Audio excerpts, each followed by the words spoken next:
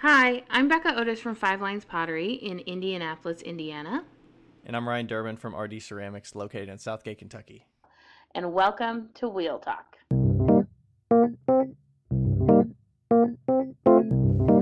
Hey guys, we've loved answering all of your questions so far. If you'd like to hear your question on the podcast, please send them to us on Instagram at Wheel Talk Podcast or by email to wheeltalkpodcast@gmail.com. Thanks.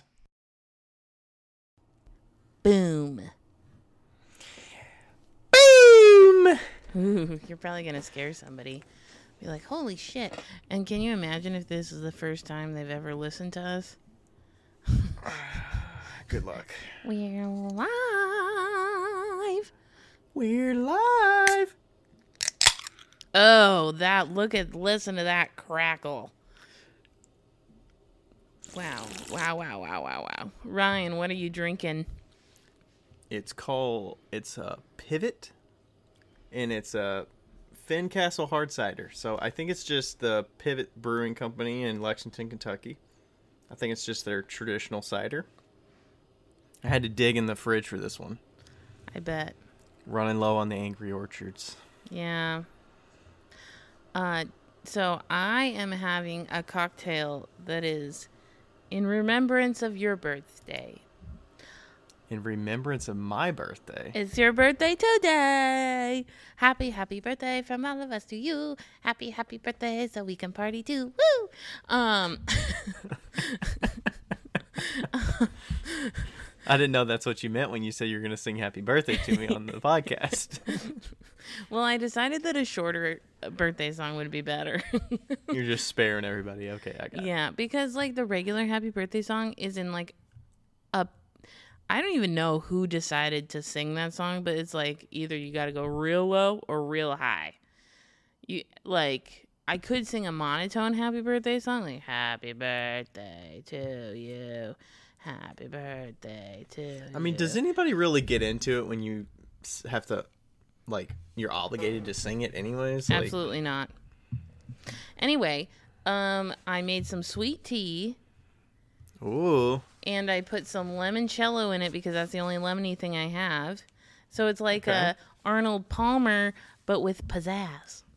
Arnie Palmy? An Arnie Palmy. And you know what I did the other day that was really fucking good that, I wouldn't have expected it to be good, but it is? So, Costco has those margarita wine cooler thingies, like the jug of margarita. Mm-hmm. And I've been buying those. Does it already have alcohol in it? Yeah. It's like 15% alcohol, something like that. And so if you mix that with sweet tea, it tastes almost exactly like an Arnold Palmer. It is so fucking good. Because to me, those margaritas are a little bit tart. They're a little too much. Honestly, lime margarita, that would probably be just as good as using lemonade. Exactly. It's like a little tart for me, or acidic or something, and then I mixed it with the sweet tea to calm it down, and I was like, wow. I haven't thought about that. That sounds pretty good, actually. Yeah, a Margot Palmer. Margot Palmer. That's Arnold's wife. Yeah. Margot. His drunk wife. Yeah. And then he comes in and he's like, I don't know, Margot. I don't know, Margot. That's from Christmas Vacation. Mm-hmm. And why is the carpet all wet, Todd? I don't know. Wait. Is her name Margot? Yes. Is it? And why is the carpet all wet, Todd? I don't know, Margot. As played by Elaine Bennis. So good. Julia Louis-Dreyfus. So fucking good. Okay. So it sounds like I might need to try some of that. Yeah, I think some margarita mix with some.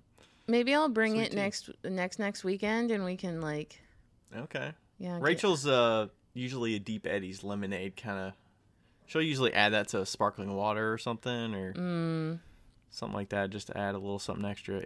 I have not figured out the right combination for adding that with sweet tea. You just got to put just a little bit, a shot, because it's pretty intense.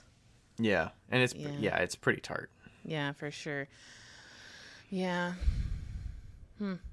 How are you? How was your birthday? Tell me all the things.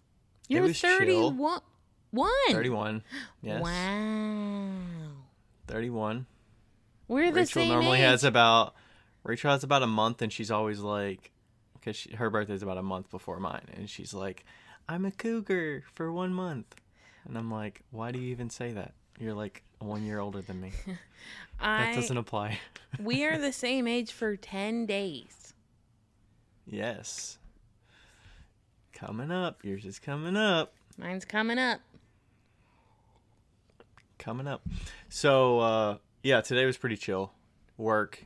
And then after, we've actually been getting in the groove of going exercising. So we went on a run today after work. Wow. We've been trying to do like before work some days and then after, but it's still like cold in the morning. It's like almost 40, so I'm like, we'll go after work. And it was like great after 5 o'clock today. Yeah. I don't know if you were out today, but it was nice. it was really nice. And then we did some stuff in the back with the plant beds and stuff outside. Mm-hmm. So we were spending a little more time outside, and then ate some leftovers for dinner, and then got in the studio a little bit. So it's been kind of a mix and match. You didn't even get Chipotle for dinner? No. Rachel was like, we're going to eat leftovers. I was like, all right, because we're spending the whole weekend in Columbus. So I was like, we'll get good dinners there. Okay, fine. I can wait. Every party needs a pooper. So, I mean, we're going to eat out like 3 nights there. So Sure. Plenty of meals to eat in Columbus. Yeah. Oh, that's good. I had Chipotle today for dinner. Yeah. I told you off air, but I switched to the chicken bowl, burrito bowl, whatever. Mm-hmm. Get it, and then I get 2 tortillas on the side, so I can eat 1 burrito there and then 1 burrito the next day. That is how you win at Chipotle. Here's how you win at Chipotle. You get half meat, half beans, if you like all the things. But if you get half meat, more times than not, they will give you double meat. Oh my gosh. Just because they don't give a shit. You know, so they're like, oh, let's just give them a full scoop. Yeah, because they're not going to like half scoop it. Right. And like, I'm not a huge rice fan, so I always ask for a light rice, but double beans and then like all the things. Yeah, and then you just cut it in half and put all the lettuce in the 1 burrito that you're going to have today, and then take all the lettuce off of the other side and then eat that tomorrow. Yeah. So shit. Get more stuff. Normally I was a chicken burrito eater, and you get 1 burrito and no leftovers, but there you go. You pay like an extra $1 maybe, less than that, and you get 2 meals. Exactly. Yeah, I always used to split it up, and now I've been getting a burrito recently. A double wrapped burrito. Today's was especially delicious. I can't believe anybody that gets tacos there. I feel like you're just going to shortchange yourself by getting tacos. Yeah, why not get a fucking burrito? Yeah. Maybe that's for kids or something. I've seen an adult get tacos before, but I'm like, why? Normally they like stuff those things full, and that just sounds like an aggravation if you can't wrap it all the way. Right. Stuff's going to fall everywhere. Yeah. So no Chipotle today, but well, I'm sorry. We tried to get some fast food on Sunday, which was Easter. Man, it was like Chipotle closed. I was like, Raising Cane's closed. Wendy's closed. Pizza was open. We didn't want pizza. And then we ended up getting Kroger Deli closed. You want to guess what we went? Kroger was closed. Oh my God. You want to guess what was open? City Barbecue. No, we didn't. We didn't even look that up. Chick-fil-A? Fast food. Chick-fil-A's not open on Sundays. They're definitely not open on Easter, Becca. You know what? We don't open any Sundays, but just for special occasions. Just for Jesus, we'll open on Easter. We're going to bring him in here on Sunday.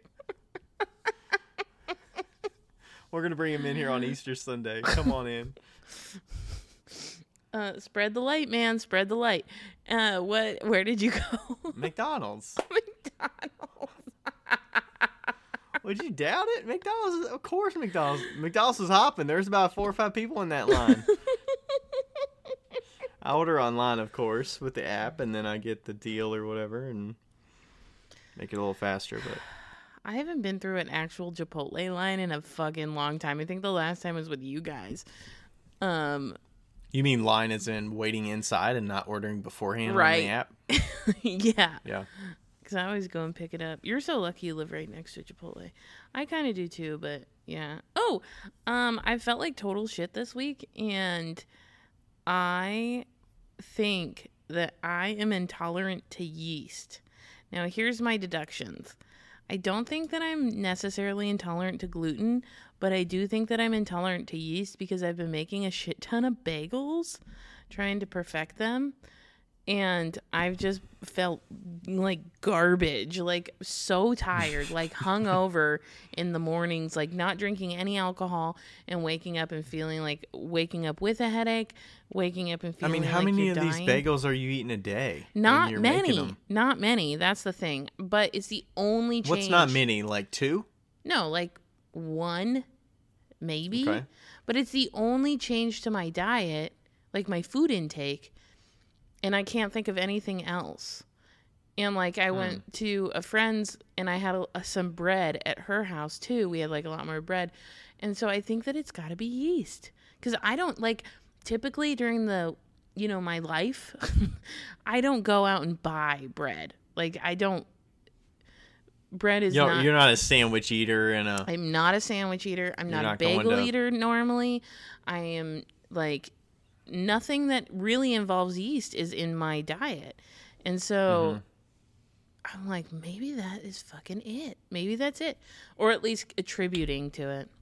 Me feeling like shit. So anyway, I'm stopping making bagels. Okay. But I am going to still make kombucha. Because that's very yeasty and it's liquid. Yeah, but it's natural yeast. So it's not like... I think it's fine. It's fine. But also... go on. I still have yet to make my pretzels. I told Rachel that. I was like, I kind of want to make pretzels for the party. And I was like, I think Becca would enjoy making them with me on Friday before. Yeah. And she was like, really? Do you want to be making pretzels the day before? We have a lot of shit to do. And I was like, Becca's going to enjoy it, though. Oh. And then I was like, I need to like try to test make them before we get to the day of. Or we could just have a major fail. Oh gosh, I don't want to have a major fail. I want to come in a little bit. We don't have to make them. It's not required. It's super quick to make, so I don't mind trying it before. It's just like, when am I gonna try it? So I'm gonna have to do it next week, maybe. Yeah. Try it, or maybe I'll try it tomorrow. I don't know. What was I going to say? Oh, I also have been exercising, but not in the same way. This is so funny that you're like, we're going to start running. And I fucking went into the gym at my apartment complex today, and Cameron, the property manager, was there. And I was like, I'm going to walk for 7 minutes. And then I'm going to leave. And she was like, are you going to get like workout clothes and stuff? And I was like, no, motherfucker, I'm walking for 7 minutes. You're like, that's not enough to break a sweat, okay? 7 minutes. 7 minutes, because Val told me that 7 minutes of walking starts to release the trauma.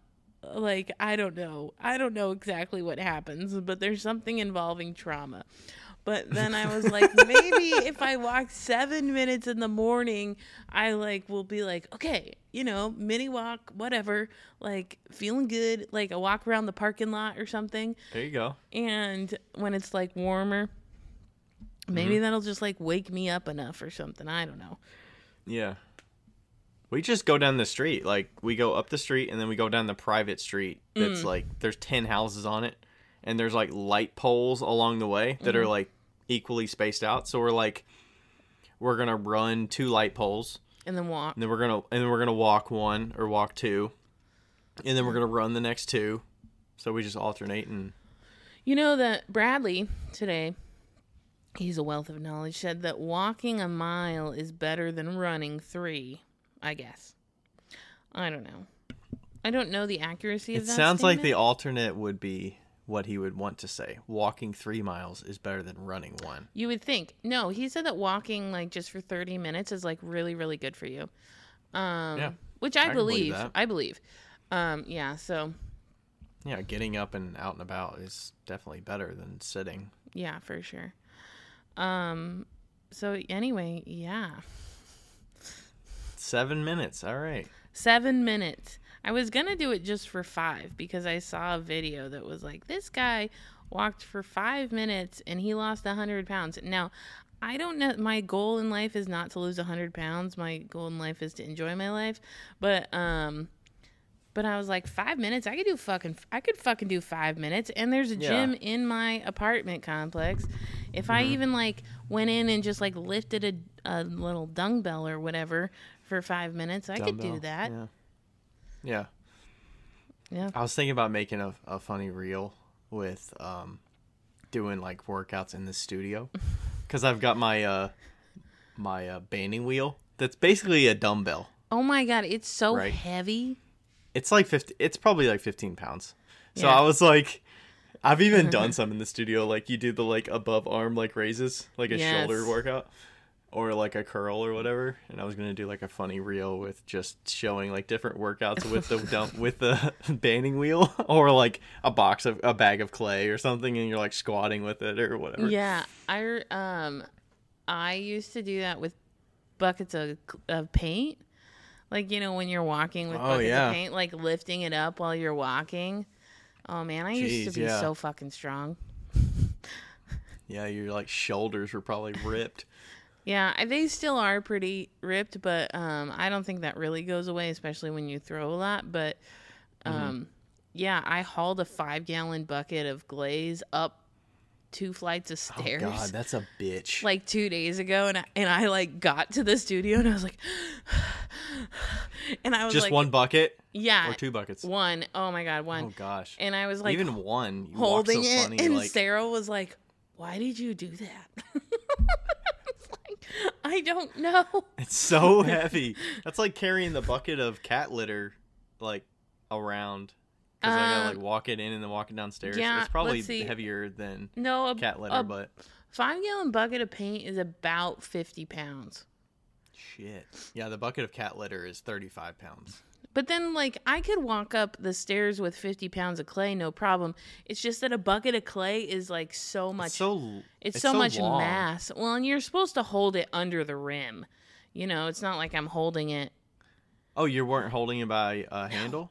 No. Because shit. So if you walk with 1 5-gallon bucket of clay or 1 5-gallon bucket of paint or whatever, you're way off center, and that can really throw your shoulder off. Yeah. So actually, if you're gonna walk, you might as well walk with 2. But and hold it like right against your body, basically. Yeah, like you might as well hold 2 buckets of 5 gallons, right, to walk if you're gonna walk with anything. But if you're gonna only walk with 1, you should hold it by the rim. And yeah, because like Josie is taking home a bunch of shitty slop stuff, and from work, and she's like, "Can you help me take these out to my car?" And I was like, "Sure." And she was like gonna go lift up one, and I was like, "You know what? Just let me take both of them, because it's just easier to like walk with 2 5-gallon buckets. It's just easier." Yeah, because then you start bumping your knee, and you're like, yeah, and it like it's funny. really uncomfortable, and you can really knock off your body doing that. So yeah, but I was like, man, I used to be so much stronger, and now I like put another 5-gallon bucket under the stairs, and I haven't been willing to take it up yet. I'm like, it can wait.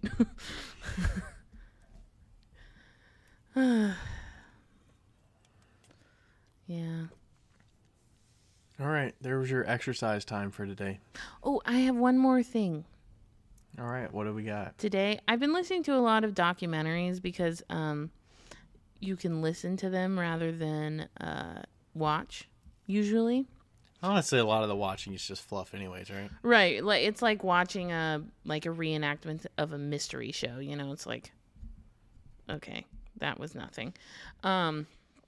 And I watched this movie today. It was like all about money, and it was called Generational Wealth, and it was really good. It was on It was on Prime. Yeah. Prime. It was on Prime, and it's called Generational Wealth. And I started watching another one that this lady had done. She's a photographer, and she did a documentary on the guy who built the largest house in the country. Mm-hmm. It's 90,000 square feet. Wow. I think 90,000? maybe it's 60,000. I think it's 90,000 square feet. It was worth like $100 million, and it then they went through 2008 and like hit rock bottom, and then had to like sell the house, but they didn't end up selling it. Nobody ended up buying it, and I think they are renovating it now. But it's a duplication of the Castle of Versailles, and it's very interesting. That one's called The Queen of Versailles, and the other one's called Generational Wealth. But the Queen of Versailles one, I think, is going to be off of Prime soon. But okay, yeah. When I search for, it looks like it's called Generation Wealth, and then the Queen of Versailles comes up right after it. So maybe it's by the same maker. Yeah, it's by the same photographer. Yeah, okay. Very interesting. I really like the Generation Wealth one. You know, it's like all these people that were like millionaires, and they're like, it doesn't even fucking matter now. Like, they maybe lost all their money, and they're like, it was worthless. It was worth nothing. So. Yeah. Do they talk about like the effect on the children and whether it affects their drive or motivations? Or? They kind of like go into kids a little bit, but not too much. But it's also kind of like directly related to like workaholics and stuff like that. So it's very interesting. Yeah. It was good. It was good listen. I wouldn't have preferred, I would have preferred not to listen while I was throwing. Because I would have preferred to watch that one. Because you kind of got to focus, right? Yeah. Yeah. But yeah, it was really good. So I think that's it. Okay. Cool. Do you want to go in what we're talking about today? Yeah. Because Becca said, no listener questions. No what would you do if. No reviews. We're going right into it. My mom just sent me a bunch of pictures of kittens. Are they getting kittens? Did I tell you the story about my mom and my sister and the kittens? No. Oh my God, I have to. I'm sorry. We're going to go into like 20 something minutes of talking about something. This is the funniest fucking story. Okay. So, and this will just like give you a glimpse of who my mother is and how her boundaries are set. It is so fucking funny. Okay. So my mom is telling me this story on the phone. Okay. I don't talk to my sister much, so I didn't really hear it from her. But, my sister adopted is fostering a cat, and that cat was pregnant, and they knew that the cat was pregnant. That's fine. The cat ends up bonding with my sister so much so that she just basically sits on my sister's lap all the time. Okay. And she like does not move from my sister. So it's like a Tuesday night at 11 p.m. and my sister calls my mom and says, can you please come down here? So my sister lives in the mother-in-law apartment under my parents' house. My sister and my uncle live together. They kind of like take care of each other. He's really old. She's really not okay. So, without getting all into it. She's a few years older than you or younger than you. Yeah, she's older than me, but she's disabled. So, yeah. So she says, she calls my mom at 11 or texts her or something and says, can you please come down? This cat just had babies on top of me. She's so attached that she's like, yeah, she was. I'm not going anywhere. She was so attached that she just like popped out 2 kittens right on top of my sister. And my sister's like, I can't move. So my mom's telling me this story, and she goes, quote for quote, there was a number of reasons why I didn't want to go down to the basement, but the main reason being it was 11 p.m. I was wondering when you said 11 p.m. I was like, does your mom go to sleep like earlier than that normally? Yeah, she does. She goes to sleep like 10. And she goes, so I didn't go down there.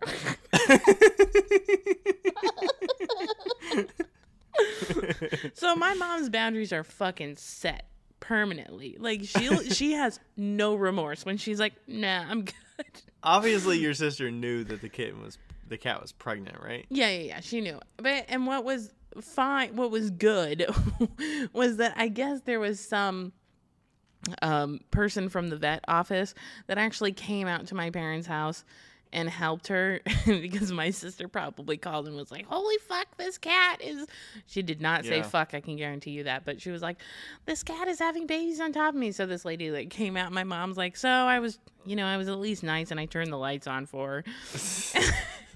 I turned the outdoor lights on so she knew how to find us. The outdoor lights on. That's funny.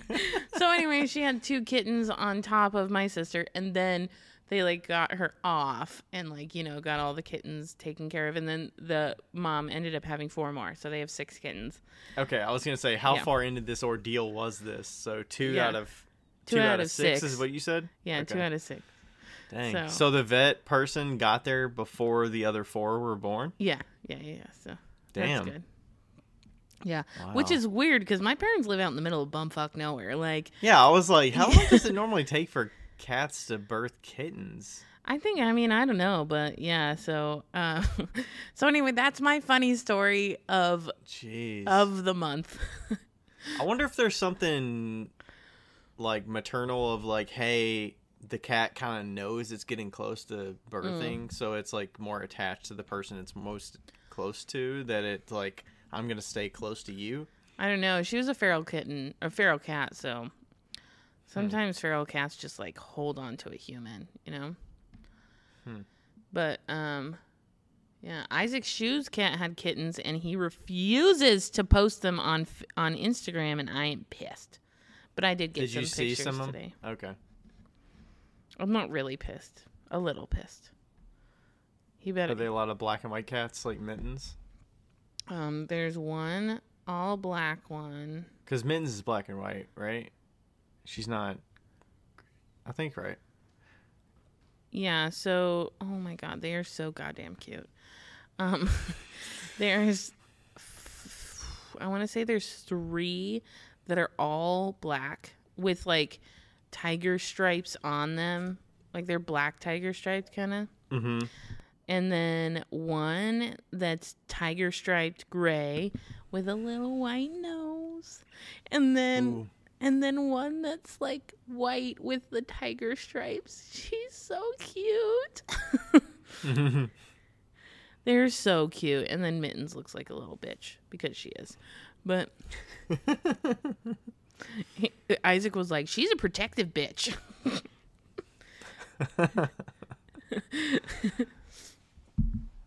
Yeah. So yeah, I'm excited to see more of those. I mean, they are still very, very little. So are your sister's feral cat kittens staying, or are they going somewhere, or what? No, they're not even keeping the feral cat, which I'm like so bummed about. I was like, Mom, please keep that cat. Like, if she is bonded to Betsy, like, that's probably good for both of them, right? It would be great for both of them. And my uncle is not down for cats. So, yeah. I was like, it's an indoor cat. Like, those are the best kind. You make them shit outside and then they come inside. You don't have to clean it up. Yeah, those are the best kind. So, I don't know. I was like, keep the cat, and then if one of them bonds to the cat, the mom cat, keep that one too. But I don't think it's going to happen, which is a super bummer. Because I'm guessing your parents have no pets. My parents, yeah, they don't really. I mean, like, my sister had a dog that then my parents adopted because she couldn't take care of him in the stage of life that she was in. And then he recently had to be put down. And I think that my dad would really benefit from a dog. But my mom's like, I don't want a dog that sheds. So we got to get him a poodle. A poodle type. Good old poodle. Yeah. But I really think that he would benefit from a dog. They like to travel, so that's why they don't want one necessarily, but he's like, I was like, they're like, any animal we bring just gravitates towards your father. I'm like, yeah, that's because he's a fucking amazing human. Like, he loves them. There's got to be something about certain people that, like, the pets get attracted to them, or they can, like, sense certain things for sure. with certain people. Yeah, for sure.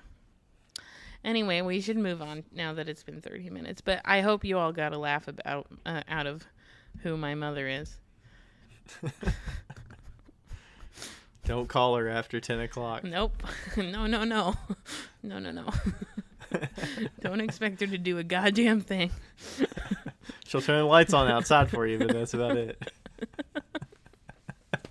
She won't open the garage door. Oh, okay. We are talking about, let's see. Yeah, we are technically answering one listener question, and then we had a couple follow-ups that were related to it. Yeah, and if you guys want to start sending in more listener questions, we are more than happy to take them because we're running a little low because Ryan decided to do an episode with all of them. No, we both decided it was. I was going to say, I decided? We sit here right when it starts and we're like, what do you want to talk about? And we say, how about we knock out these 6 questions? So we have 2 left. We have 4. Whatever. Okay. Do you want to read it or do you want me to? Sure. This came from lv.pottery. Hi again, guys. I was wondering if you could talk about production flow for the studio/production pottery. Oh, okay. For the studio/production potter. Okay, I was thinking studio, like for the studio.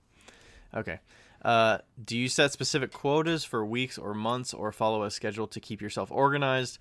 I'd like to keep all parts of the process in motion and create a nice rhythm in my making, but it feels so unorganized sometimes. Have either of you ever found a general schedule to keep all the parts of your pottery business flowing, or do you just forever bounce around based on priority? Thanks. lv.pottery. Okay, so there's a lot of different ways we can go here. Becca, do you want to, we kind of wanted to hit like production with what you do with your day job. Yeah. And then kind of how we want to bounce around to our own personal studios and like setting goals and flow of making. For sure. Yeah, we'll hit like the job first because I do feel like Rebecca has a really good system in place for us, and I think it's a good way to kind of emulate, as you will, like look at. So we get a list at the beginning of every week and a half-ish, that says all of the things that she needs to be done, and usually there's a priority list, and then we done like sitting on a greenware cart waiting for a kiln, basically, or to be thrown. Oh, okay. Yeah, so, and like that's the weird thing too, like I'm gonna talk about it, but then also I don't have to trim anything, so, but I do like the way she does it. So she sets out a list and it says, okay, I need, here, I'll just read the list that I have right now. And I'm guessing she has different priorities for different groups. So, like, this is just referring to the list for the production throwers. Is that right? This is just my list. Your list, okay. My list. So, I, from 4 to 9 in priority, I have 12 autism bowls, 12 autism plows, plate bowls.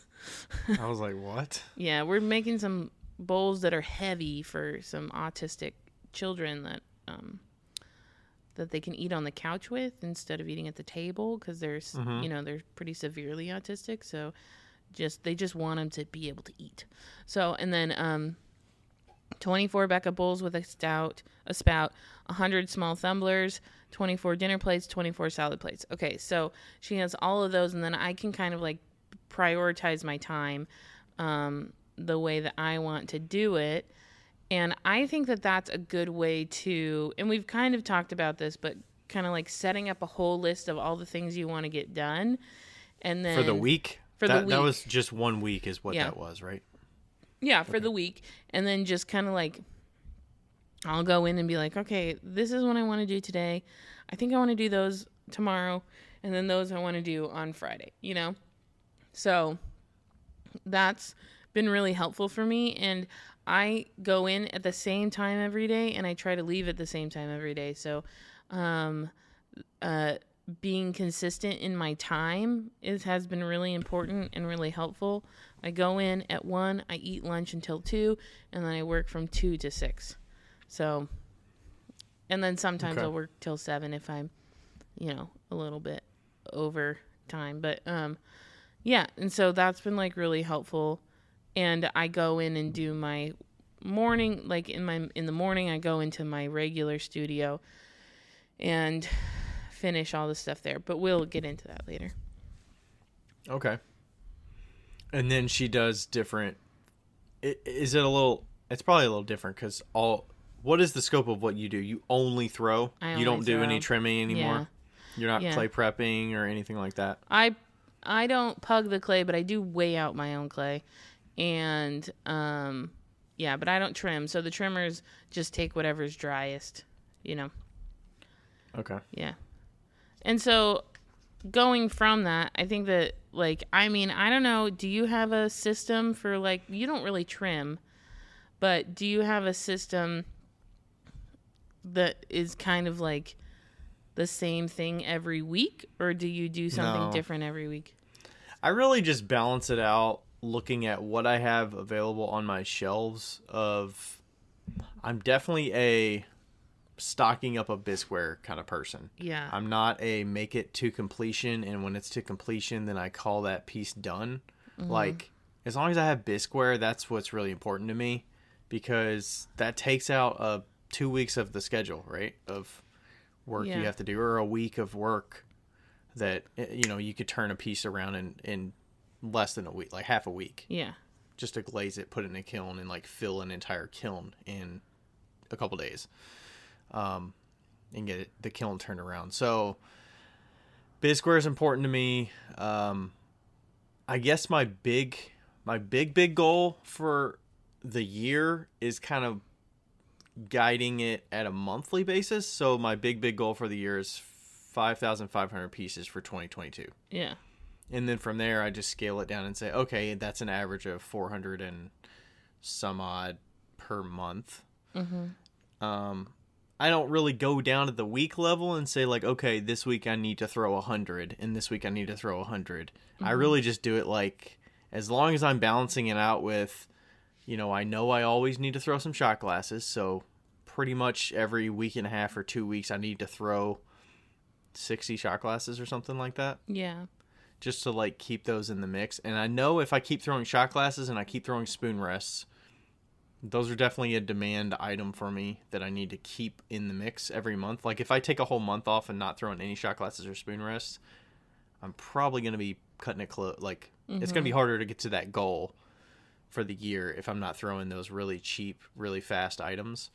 But a lot of it is just based on what I feel like throwing and what clay I have weighed out, and what I know has a good chance of selling. So, always, I might have shelves filled with mugs, but I still need to make some mugs here and there, or, I know a shop is going to ask for some mugs, and do I have 12 mugs available that I can just give them and not feel the weight of it from my stock? Yeah. So, that's a lot of I would say I do kind of plan the week. I don't plan the month as a whole. I need to throw this many pieces, these specific pieces this month. It's more I did start whiteboarding a list of these are the forms that I would like to restock over the next couple weeks. Yeah. And I feel like that's manageable if I have, my list actually has probably 12 things on it now, so it's a little long and it's a little bit cumbersome to say how do I pick from this list of 12 things, because it's not really a clear direction, because I could just pick any random things out of this 12 item list. But if you have a list of 6 things, that's a lot more manageable. Yeah. And you can prioritize, because I'm not going to get all 12 of those things made. If I do that, I'm going to get 6 pieces of all 12. I don't want to do that. I want to get a good chunk of 20 to 30 pieces done in a piece, and then I can cross it off the list. Yeah. So that's kind of how I plan it. I would say at the week level, I've been getting away from the week to week thing because I just don't have straight 6 hours in the studio 5 days a week or 4 days a week like I might have had during the middle of the winter, just because it's getting warmer outside and we're doing other stuff. But that's generally how I would plan that schedule wise. Yeah. I was thinking about how I used to do it when I was full time. I'm full-time potter now, but kind of. When you're a full-time studio potter? Yeah, studio potter. And I was just thinking about when you were talking about that, because I'm really motivated by throwing, but I'm not motivated by trimming or handling or glazing or anything like that. And I was thinking that I naturally got into a rhythm, so I would throw Sunday night. And this would just, I think that maybe throwing or doing the thing that you like the most at the end of the day is really productive, because it makes your day go faster at the end. It leaves you in a good mood. You're I was productive, so for me, it's throwing. So I threw at the end of the day almost every day. And the next day I would handle in the morning, and then I would glaze during the middle of the day. And then I would, and it was that same thing all the time, and, or I would handle, or I would handle in the morning, trim, and then throw, handle, trim, throw, handle, trim, throw. And then one day at the end of the week, I would glaze everything. So I think that that's also good to kind of get, find out what's your favorite thing or what you don't like to do the most. What can you do in one big batch to get it out of the fucking way? For me, glazing is one. Hate glazing. Oh, yeah. So what am I going to do? I'm going to push that off until Friday. And then I'm just going to glaze everything on Friday and set it to, to fire. So what's your glazing day? Is that an 8-hour day? Is that a 10-hour day of glazing, or? No. No. 6 hours? No, it's 3. 3 hours to glaze everything that you made the whole week? Yeah. Okay. Maybe I'm just overestimating what you're making in a week. I had a really good setup. Let's be clear about that, okay? All of my glazes were out, open, and available. Were they all single dip glazes? Nope, or were you double. double dipping? Sometimes I would glaze in the night before and then double dip the next day.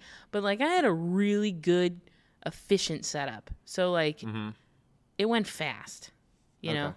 I just dread I've got to break up my glazing because I have so many combinations that I have to say okay, I got to be fine with only using 4 glazes today and getting maybe 40 pieces done or something like that. Well, and you think half a kiln, but yeah. And you plan out your glazing a lot more than I did. So I'm not even wondering what I'm doing.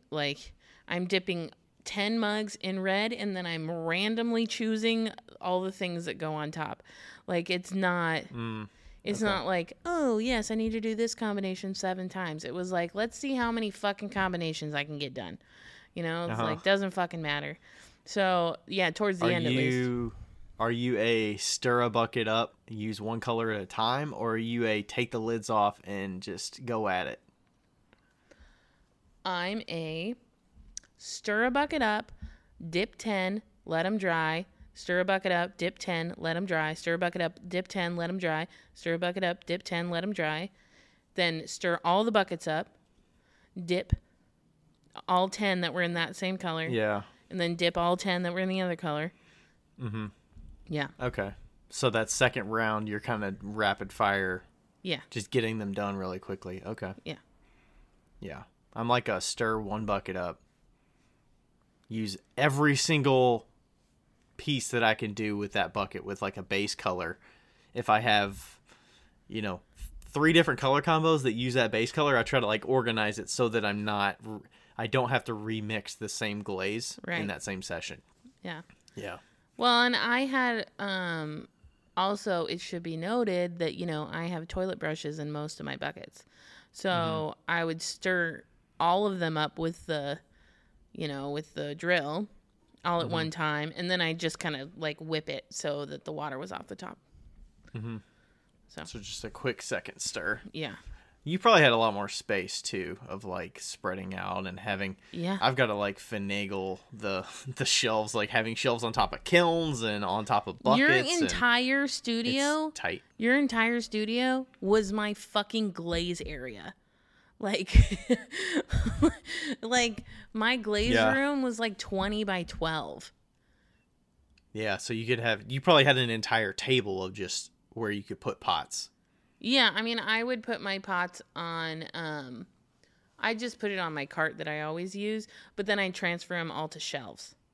And so, yeah, it was, and then I had it shelvings, like shelves of bisqueware on the side that I would dip in the wax and let those dry. It was a very efficient system. Yeah. So, yeah, like, I was super fortunate. Super duper fortunate in that regard. But yeah, I think that it's really, anyway, moving back to what we were talking about, I think that it's really important to like find out what you like the most and what you like the least, get the stuff you like the least out of the way first, and then kind of move towards the things you like the most at the end of the day, because then you're looking forward to that. And what if you only have 4 hours total? Do you still find benefit in doing 2 different tasks for 4 hours? I do. Over the 4 hours? I do. I think it's really beneficial to do like, or all 3, trimming, glazing, throwing. If that's your your stitch, right? Like do an hour of glazing, do an hour of trimming, and do 2 hours of throwing. I think that's just very so you beneficial. just keep pieces going along in the process. Yeah. So you're not waiting to say, okay, this day has to be trimming day and I have to trim 40 pieces. It's like I can trim 15 pieces. Yeah. And not feel overwhelmed, but 40 to 50 is just like, now I know that's in my entire day. And do I feel like doing that today? Right. Yeah. Okay. I felt like that was beneficial to me. But also, you do it totally different, but I would argue that you are a lot different than most of the people in the world. By like being able to manage mini balls in the air and like and or just the really way that my motivated. workflow goes. Okay. And you're like really motivated, and you don't mind the mundane stuff. Like you doing the same thing over and over is very okay with you, So yeah, I kind of like this step of like if I throw a bunch of shot glass, I do kind of bookend some days when I'm throwing to like bookend it with shot glasses, because it's nice to see a board of like 40 shot glasses. And then the next day I know that I'm going to come in and I'm going to thumb off the bottom and stamp the bottom of 40 shot glasses. And then I put them on the board and they're done. And they're just sitting. It's like, that was easy. Yeah. That was Look at like, what I did. That's like an hour of work, right? You got like 30 minutes of throwing 40 of them, or maybe 45 minutes, whatever. And then like 30 minutes of stamping all of them, or 20 minutes of stamping all of them. Probably 40 or so, because you got to wait for some to dry and stuff. But yeah, it's pretty quick, and you feel like accomplished, because it was like, that's the shortest amount of time that I can get a lot of finished pieces on a shelf and just waiting and just drying. Like, it's super easy. So I like that, like those small pieces that are super quick that make you feel accomplished. I always like to trickle those in. So if you're wondering if you're having success and trying to feel like a little jolt of like satisfaction in getting work finished, I would say throw in some small pieces. Like every week, make some small pieces so that you get something accomplished. Yeah. Like the spoon rest or the saucers or the shot glasses, like those are the ones that just keep me feeling confident every week of, okay, Yeah. I'm getting some progress made. Whether I get pieces out of a glaze kiln or don't get I get a bisque kiln fired, like that also makes me feel really accomplished. Like I just unloaded a bisque kiln today. That's like, okay, that was the end of a few weeks of work. And I got them all out of the bisque, and they're all good. Like, that makes me feel accomplished for sure. Unloading kilns is, like, great for me. Yeah, for sure. Yeah. I feel like, I don't know. Oof. Oof, oof, oof. I feel like I don't have any schedule now. I'm kind of like on a weird, like update situation where I'm like, okay, let's just get this fucking shit show body out of work, like moving, you know. Get it out of here. Do you get, when you do the update or when you're planning because leading up to the update is what's important, like that date and making sure everything's ready. You got stuff photographed, whatever. It's mostly like admin computer tasks kind of to get that stuff ready and documenting and like marketing it. But do you get that itch to want to make some new stuff, or is it like you want to bookend it? So it's like, let's focus on getting this stuff out as much as possible. Yeah. And then I can start making. Yeah, I do that. I do not feel like I enjoy what I'm doing within the whole pot world anymore. Like, Really? yeah, it's like sad but true. It's like I'm like, I just need to get this fucking out of here. Like, I just need to like do this because this is my job, and it's fine. I don't like hate it. It's just I do find myself being like, do you say you're talking specifically about your personal work? Yeah, the personal work. Like, I like it. I like seeing the way they come out, and I like the end result. But like going through the process, I'm like, you know, during the making or when you gotta go time to sell it? The making. Oh, okay. Yeah, I think that I'm just like such a production person. And what if you do you feel that way when you make the shitty cups? No, I love making shitty cups. Okay. I don't know. I'm just like a weird production person where like the fancy cups are fun. They're like fun to see the result of, but like the process is such a pain in the fucking ass. And like I made like a bunch of planters. That was so much fun. Like the last week I made probably like 40 planters. It was great. You know? Yeah. And like, well, I mean, it's way different, right? It took me 10 minutes to glaze them yesterday. 10 minutes.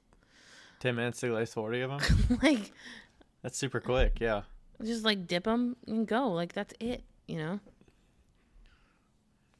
I mean, that's in your blood when you're working your day job. Like, efficiency and making stuff quickly and making a lot of them on a daily basis is like, that's your job, so. Yeah. It's probably, does it feel like you're not being as productive with the slower pieces that you're making, or is it just the process just so intense and so involved? Yeah, maybe. I think it's both. And like, I don't know, like it's also just like, oh, I have to go to the studio to sand these things and so that they'll be like dry tomorrow. I don't mind painting them. I like painting them. But like, you know, so it's dry tomorrow, and like I think it is the whole schedule of things. Like, you know, you're like, okay, I've decided that I want to sell them on this date, and I have to do this, and I have to do this, and I have to do this, and I have to make sure that this and this and this and this firing goes through. And, you know, it's very, like, timed. Do you feel like you self-impose the schedule because otherwise you're not motivated enough to do it? Yes. Okay. I think some people do that themselves, like, and maybe it's not a public schedule that they post and say this is the update date, but they put like a mental schedule. But also some people are probably giving themselves kind of ways out, like give themselves excuses to say, you know what, I can't meet that schedule because something happened. Something happened. Rather than like pushing yourself to say like, I set myself this schedule for a reason. Yeah. Although it's just kind of ambiguous, right? You put a date out there, you know, nobody's holding you to that date, but if you put it publicly, you're kind of holding yourself to it a little bit. I know, like, part of me is like, man, Becca, why can't you just have a fucking job and, like, no hobbies? Like, like, why can't you just, like, go to work and then come home, sit on your couch, eat spaghetti, and go to sleep? Like, that sounds like a wonderful life. Maybe paint something now and then. Why do you have to sell everything? I say this to myself often.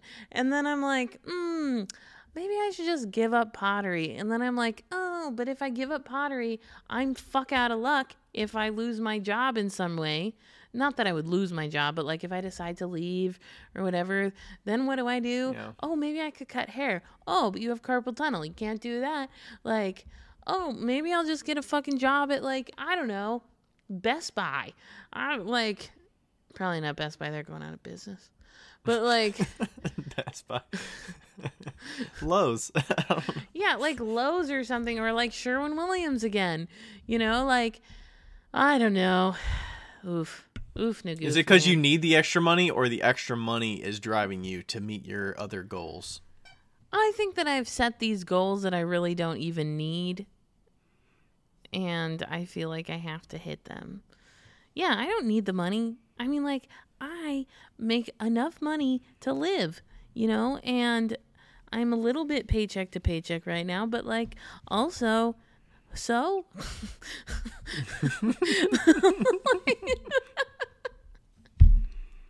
anyway, back to what we're talking about. I mean, we were talking about the schedule and like if you feel motivated to make new stuff, but then we got on the, you know, are you passionate about what you're making, or are you excited about what you're making? So like, does it get you in the groove of making the next batch? Right. But I mean, have you tried, like, what if you just tried not doing as much sanding? Like, what if you just sanded the bottom edge that's not painted or something? Or Ryan. I don't know.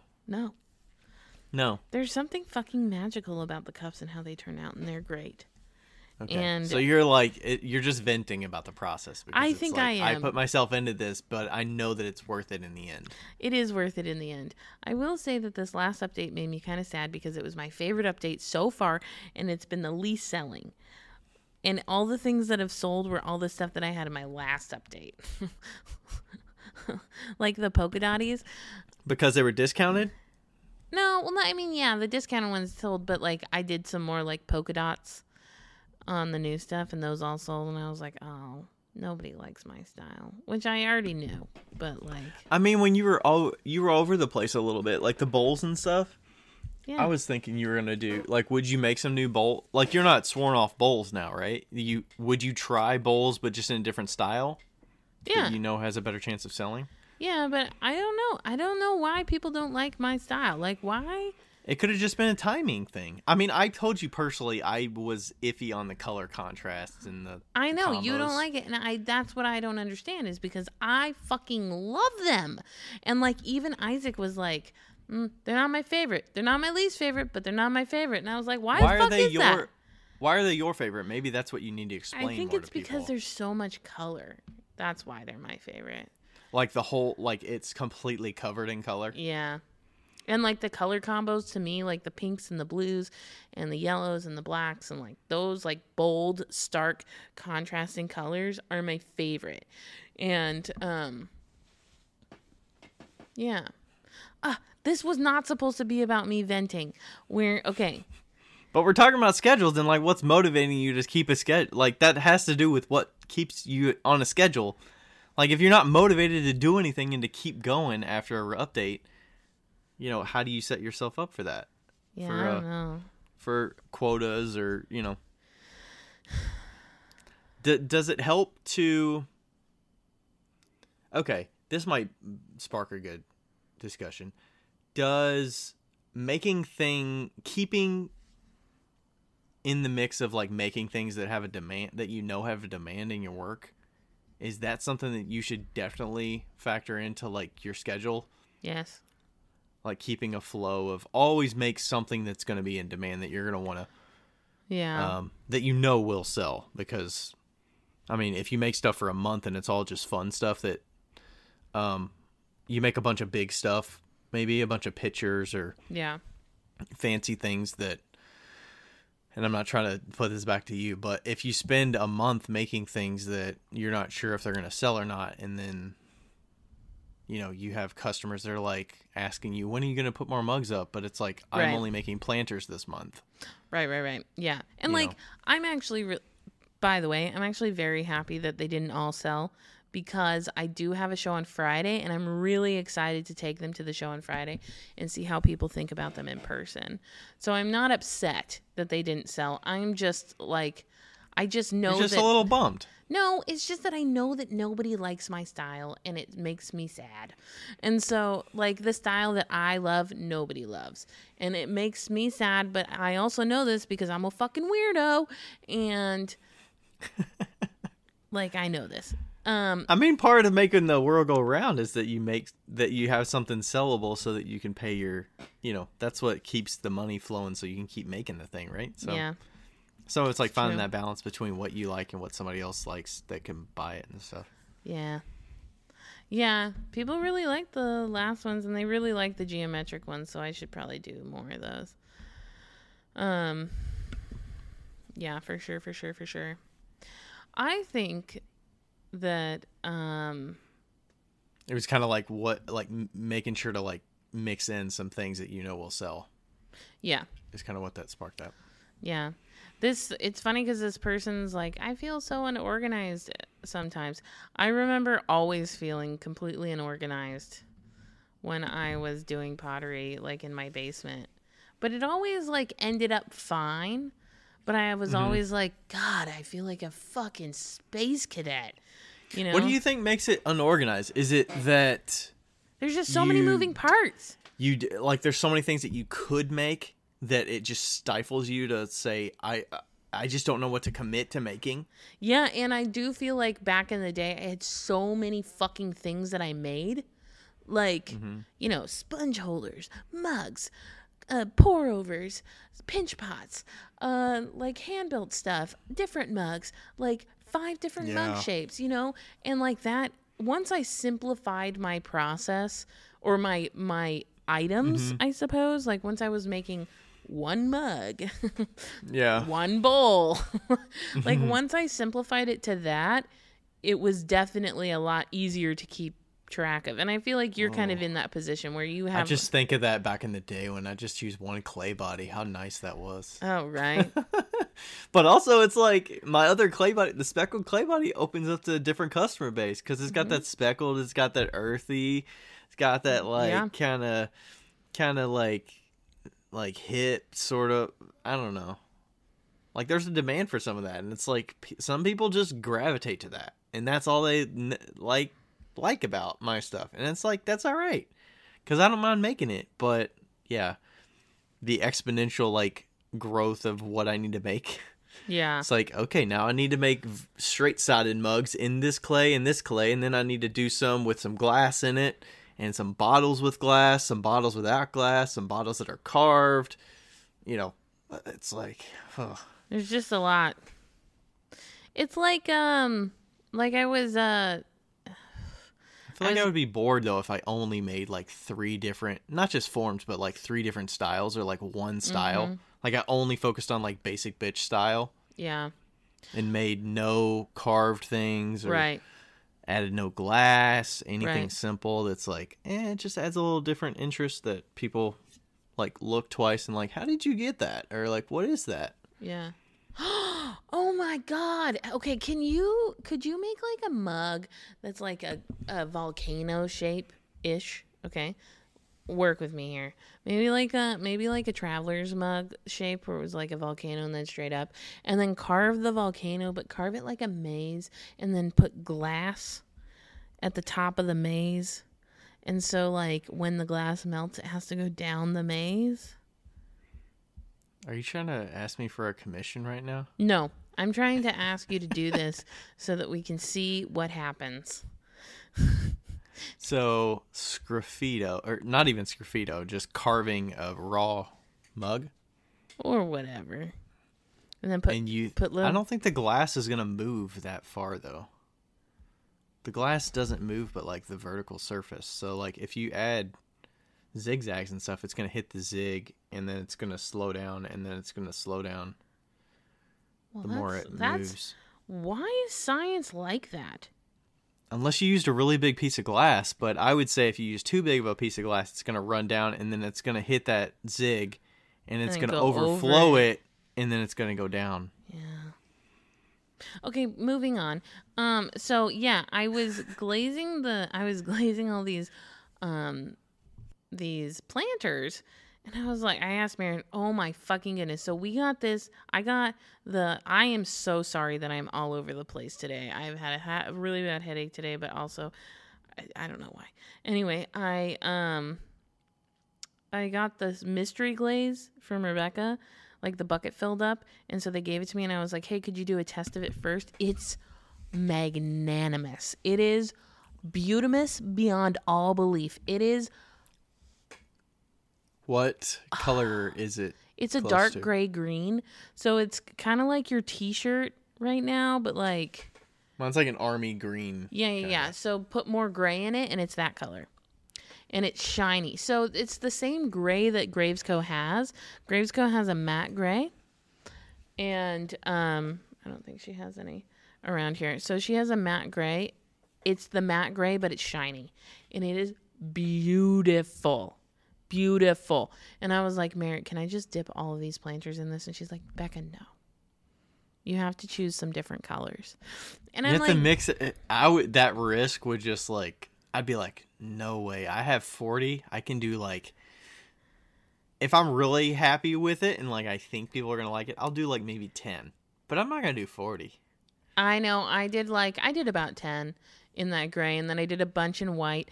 But like, you know those potters that like just have white and black? Like Rebecca's doing like what she's got like white, gray, and black.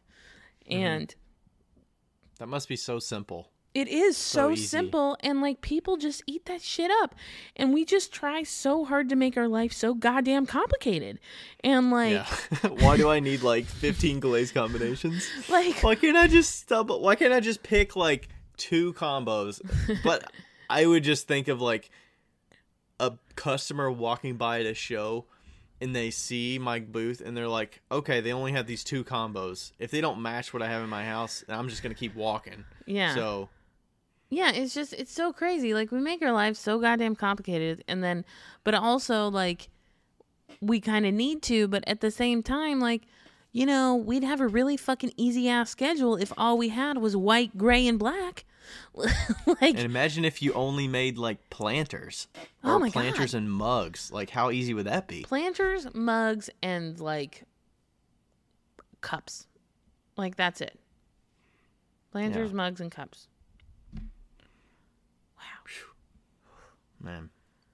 We are doing life all wrong. Somebody asked, one of my consignment shops wrote me a couple days ago when they sent me a check, and they wrote a question about a customer was asking if you make any lidded casserole or absolutely not whatever dishes, and they were like, please let us know, and I just emailed her. I was like, I do not currently or in the short or midterm plan on making any lidded or casserole dishes. Thanks for letting me know, or thanks for reaching out. You know who makes they were really like, good I'm lidded... pretty sure you didn't, but I figured we'd ask. So yeah. Do you know who makes really good lidded casseroles? Oh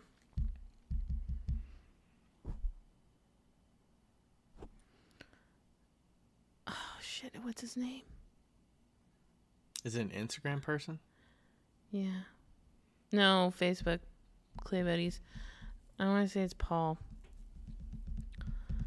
I don't know who. If it's Clay Buddies, I don't know who it is. Anyway, I haven't been on Facebook in eons, but yeah, there's a few potters out there that make really good lidded casseroles. Yeah, I'm very easily able to say I don't plan on making that, and one customer is not going to be enough. Even if the consignment shop was like, we have a bunch of customers in 1 year, I would be like, no. Sam Hitchman that's there has some. Get some of his, please. Because yeah, I'm like, I do not, the effort that, plus if I go through a consignment shop, they're going to want to cut, right? So yeah, if I make this, it's going to be experimental. I'm going to go through growing pains of figuring out how the hell to make this. It's going to take up more space in my kiln. I'm going to run the risk of like, what if a customer puts it in the oven, it cracks, it breaks, I'm going to have to make another one, or, you know, what am I confident with saying like it can go in there? How do you use it? Yeah. It's like, you know what? Leave the casseroles to the 70-year-old men who know how to fucking make some casseroles. Like, leave it to them. They have been making casseroles for eons. Ever since the casserole was popular. Yeah. They have I'm been like, making I just don't want to make casseroles. anything in 2 pieces. Yeah. I don't want to work on anything that's separate that has to fit together. Mm-hmm. Like, I'll put a handle on a mug, but I'm not making like a lidded jar. Like, no thanks. That's on my. I don't want to make it. I don't intend on making it. The price point's not going to be worth it. I'm not going to enjoy it. That's a butter crock.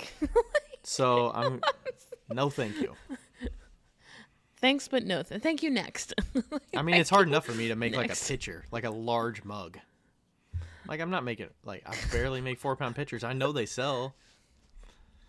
Oh, I have another thing that is good with scheduling. You know what really helped with my scheduling and like figuring out is cutting out customs. Boy, did that really like narrow down the schedule because customs just tend to just like whack you right out of order. Oh yeah, I've got these flasks that are in my damp box that I made with Liz on our live, and they're still in my damp box. I've only finished one of them, and I have it on my list to like get back and finish a couple of them. Yeah, and I put that down on the priority list of finishing. Can I carve one when I'm out there next week? Yeah. Yeah, that would be fun. Carve one? Yeah, I could do like a cool geometric carving. Oh, yeah. You could do that. That'd be fun. And then we can use diamond core, and then we can like make a joke. You can make a joke. I like the diamond core stuff. I know, but we can make a joke that I'm using it. Oh, okay. Yeah. Also, I should mention that we forgot to say our big news. What is our big news? We don't have big news, but I won 2 microphones this week. Oh, yeah, you did. I was surprised. I wonder if did you think we legit won those, or do you think he just like knew us and he's like, they're gonna use them, they got an audience, it's gonna improve, they're gonna get return on investment here? I don't know, because I was definitely thinking that. I was like, okay, he had because why does a single person need 2 microphones? Yeah, right. Okay, yeah. So here's the deal. It was David, I forget his last name. Gibson. David Gibson, and Samson, Samson, like Samson and Delilah, and Samson Technologies, and they were doing a giveaway, and I saw it before last week. We talked about it, and I made him enter and me enter, and now he had just videotaped at Graves Co., and I had entered. I don't think that he knew who I was until he like looked, but I do think that he maybe saw that I hosted a podcast. And I mean, like, if I was giving away 2 microphones, I wouldn't want to give them, like, the first prize was 2 microphones and then 4 people got regular ones. And if I was giving 2 away, I'd kind of like look at the profiles and be like, who will actually use this? You know? Yeah. And I have a feeling that maybe we were the ones that would. So we won, but there's no proof that what we're saying actually happened. But we won, but we don't know if there was a bias or not, and we don't really care. Because Ryan needed a new microphone anyway, and now we're going to be able to have the same one. I mean, yours sounds better than mine for sure. Yes, you do need one so that we sound amazing together. Yes. We need to be in the big leagues. You know what? We could, well, probably not in the future, but I was thinking like if we were recording in person with somebody, we could like each person could have their own rather than just having one in the middle, but I don't know what logistics would go into that. That's a lot. Yeah. But that's maybe true. down the road. Yeah. But yeah, very exciting. And like, you know, they're like $150 microphones. So it's not like it's not like a drop in the bucket money wise. So. Yeah. And I was thinking about getting the same microphone that you got because yours sounds like it's real nice. Good. Yeah, it's the only good thing that Jamil got me. So let's see, what else in this question did we not hit?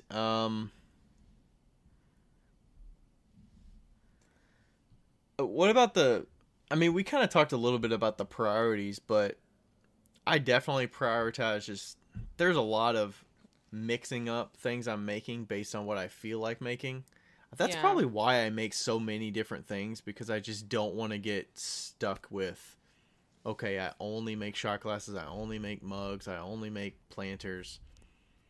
I just don't want to be, like, handles are kind of a part for me when I have, like, handling like 15. Usually I get in the groove of it and I like it, but getting over that hump of initially, like, okay, today's the day I'm going to start handling stuff. And then by the time you get it in the groove, you're like, okay, but then it's like 2 hours fly by and you get, 20 things handled or 15 things handled. And it's like, it doesn't feel like that much, but I made a good dent in my damp box. So yeah, I also think that we forget while we make our schedules, or like internally make our schedules, about the things that take time that aren't recognized, like clay prep. If you don't have an assistant or whatever, right, or cleaning the studio, or business stuff like having to go online or shipping something. I don't think that we really schedule time. Like, I would say most people definitely. probably don't schedule time for the oddities, and so I think that would be a good, maybe what might be a successful thing to do is to schedule under the time that you have to work, so that you are reaching your expectations at the end of the day, even with the odd things that go in. So like, say, okay, I know that I can throw 60 small items, 60 wine glasses in an hour. Okay. But that clay prep is going to take me 30 minutes, probably, especially with my ADHD. And let's say that I wanted to also glaze 60 pieces in a day, and I also wanted to handle 60 pieces. Okay. Let's just do it 60, 60, 60. So it's going to take me an hour to handle, plus the prep time, so maybe an hour and a half, an hour to glaze, and an hour to throw. Okay? I'm going to schedule 5 hours for that, because I know that I'm going to have like ups and downs within that time, and I'm going to kind of like have things that take a little bit longer, a little bit less time. Are you more likely to actually finish the task, or to say, this is taking longer than I thought, so I'm going to stop here and go to the next thing? I would finish it and then spend like 5 bajillion years in the studio.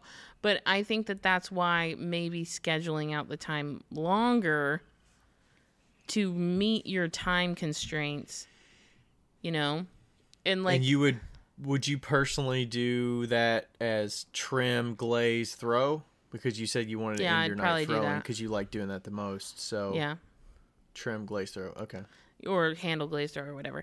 Yeah, I'd probably do it that way. And I think that, like, let's say I only had 4 hours that day, I'd cut down those numbers. My handling is non-negotiable, right? So I have to handle probably 60. But then maybe I would only glaze 30 and throw 45. So like, keep that in mind, that you're always going to take longer than what you say.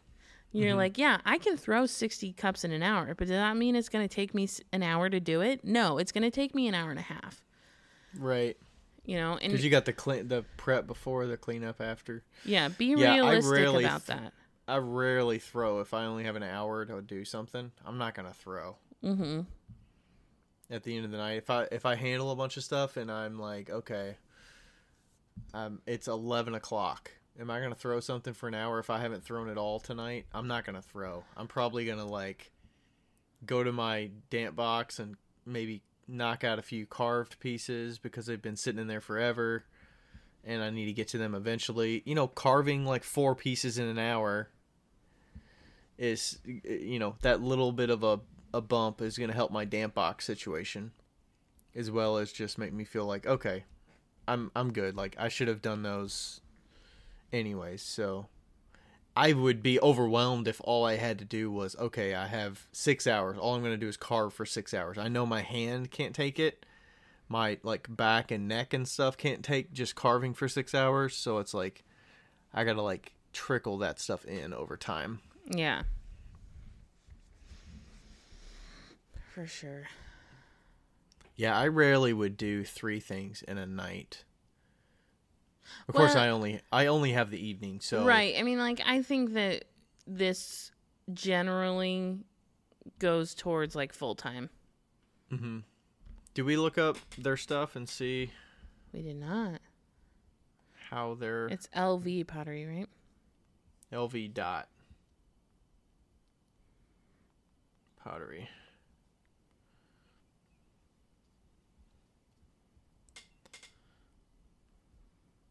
They got some speckled clay. Did you see that Black Rain Pottery made her mom write a checkout for her mug? I saw that.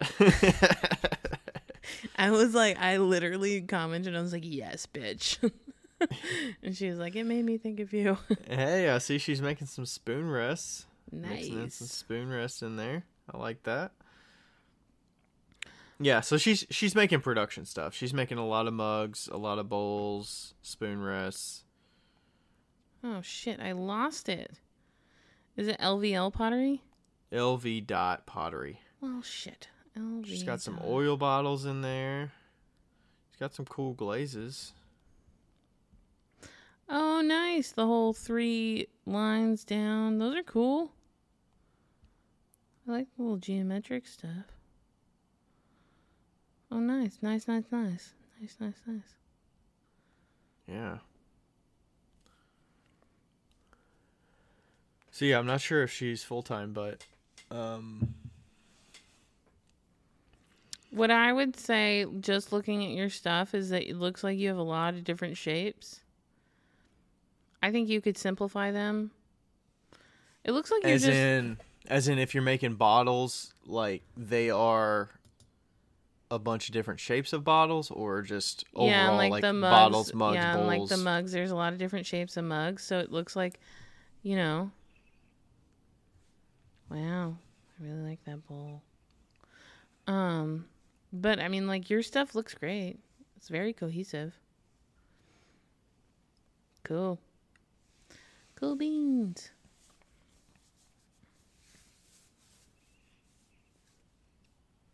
Freestone, California. I wonder if that is. Freestone. I'm looking it up. Freestone, California. It is. Ooh. Oof, I'm gonna guess northern. Yeah, it's north of San Francisco. Okay. Yeah. Kind of by Santa Rosa. Okay. I was gonna say she's probably kind of near where Sacramento was this year. Maybe. No, well, yes. Yeah. Probably there. She's a little bit east. Okay. West. Sorry, not east. West of Sacramento. Yeah. Okay. Cool. So we had a couple follow-ups here. And we kind of touched on it a little bit. So I asked a couple of these, but do you feel more productive focusing on one thing straight or balancing 2 to 3 things at once? I guess that's more like a body of work sort of thing, or just I personally have to mix it up just because I can't do the same thing for like 4 hours or 5 hours. Like, yeah, and I'm the opposite. Like damp box wise, if I have like 60 mugs on a board, I'm usually working boards at a time, so it's usually like 20 of something, or if I'm using the bats, it's usually 15 of something, because 15 will fit on these boards pretty good, and that's manageable. But if it's like spoon rests, I'll make like 50 or 60 of those, because those are quick and easy to make. But mugs, I'm not gonna make 60 mugs or 2 boards of mugs, because that's just overwhelming to put those in damp box, because I'm gonna take forever to handle those, and they take up a lot of space in the damp box once you stack up too high. But also, like, you're gonna fill a damp box with like 30, I think. I mean, I do have like 6 damp boxes, but that's the other thing, is that you work with damp boxes. I never worked with damp boxes, really. Like a little bit, but not much. And right now, most of the stuff in there are Sgraffito stuff. Right. So it's a lot of underglaze or slip stuff that my assistant's been doing the slip work for me for all of it. So yeah. I kind of have pieces ready. I have them in damp boxes, and I'm like, hey, can you put some black slip on 6 of these bowls today? Yeah. And she's doing that, or she's like underglazing some stuff. So the damp boxes are mainly for that, but also I have mugs in there too, so that I don't have to handle them the next day. It's just that damp boxes give you the opportunity to wait a day if you want to, or weeks, or a couple months, or whatever. Yeah. Whereas, do you have plaster? Yeah, in the damp box. No, just dry plaster. Yeah. Are you going to make a damp box? No, but I kind of need to just make a plaster slab. Oh, okay. Yeah, I have pottery plaster. Yeah. I have like a 5-gallon bucket of it. Yeah, that I could just pay you for. Yeah, or you could just make it when you're here. Because I need to make a reclaim bat anyways, because mine is kind of like 2 capacity with how quickly my reclaim I want to make a reclaim bat and put it on. Yeah, I really need to make a reclaim bat. What are you reclaiming? I have like 2 buckets of scraps. Okay. Where do you do scraps? Are you because you're trimming? Yeah. Okay. Yeah, unfortunately. I wouldn't have that much if I was just throwing. Okay. But it's just like well, yeah, you kind of have those sharp angles and stuff, so. Yeah. Yeah, you are trimming them. Yeah, there's a bit of trimmings. But yeah, and there was some like clay that got fucked up and shit, so it's all that stuff, and some white bear, some dark stars, some porcelain, some. Mm-hmm. But yeah. What about focusing on work like forms? Right now you're making stuff in your personal studio. Did it help? Like, what made you want to make the planters or the bowls that you're making? Was that kind of a, hey, I've got shows coming up, I need to make some other items, or was it the planters were sanity? The planters were only for shows, like, and they were just shitty planters. They're just shitty planters. But yeah. But doing the bowls, it was like, oh, I have a little bit more clay. It might be fun to like make a bowl. Like, people tend to like bowls, but apparently not. They're really expensive bowls though. Oof. Oh man, we were at my parents this weekend and we had some spaghetti on the weekend on Friday, and we used the good old Becca pasta bowls. I'm like, man, these things are nice. Dude, I love the classic Becca bowls. Rebecca just asked me to make some bowls for this fucking auction or something. It's not even an auction. Like, somebody like paid thousands of dollars just so that they could have a glazing experience at Gravesco, and I was like, wow, they're gonna be disappointed.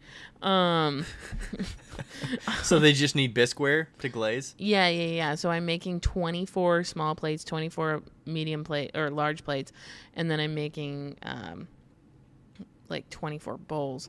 And she was like, yeah, maybe you should just make the bowls not like any of our bowls so that we know what they look like.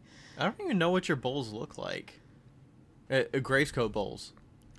They all look they look like my bowls now because I make them all. Are they just like typical? Yeah. Like kind of 5x5 or 6x6 kind of bowls? There's a bunch of them. There's a bunch of different ones, but yeah. And so I was like, oh, I'll just make my old school pasta bowls. Oh man. 1.5 pounds of clay. Those are so nice. Those are so nice. Oof, oof, oof. Like,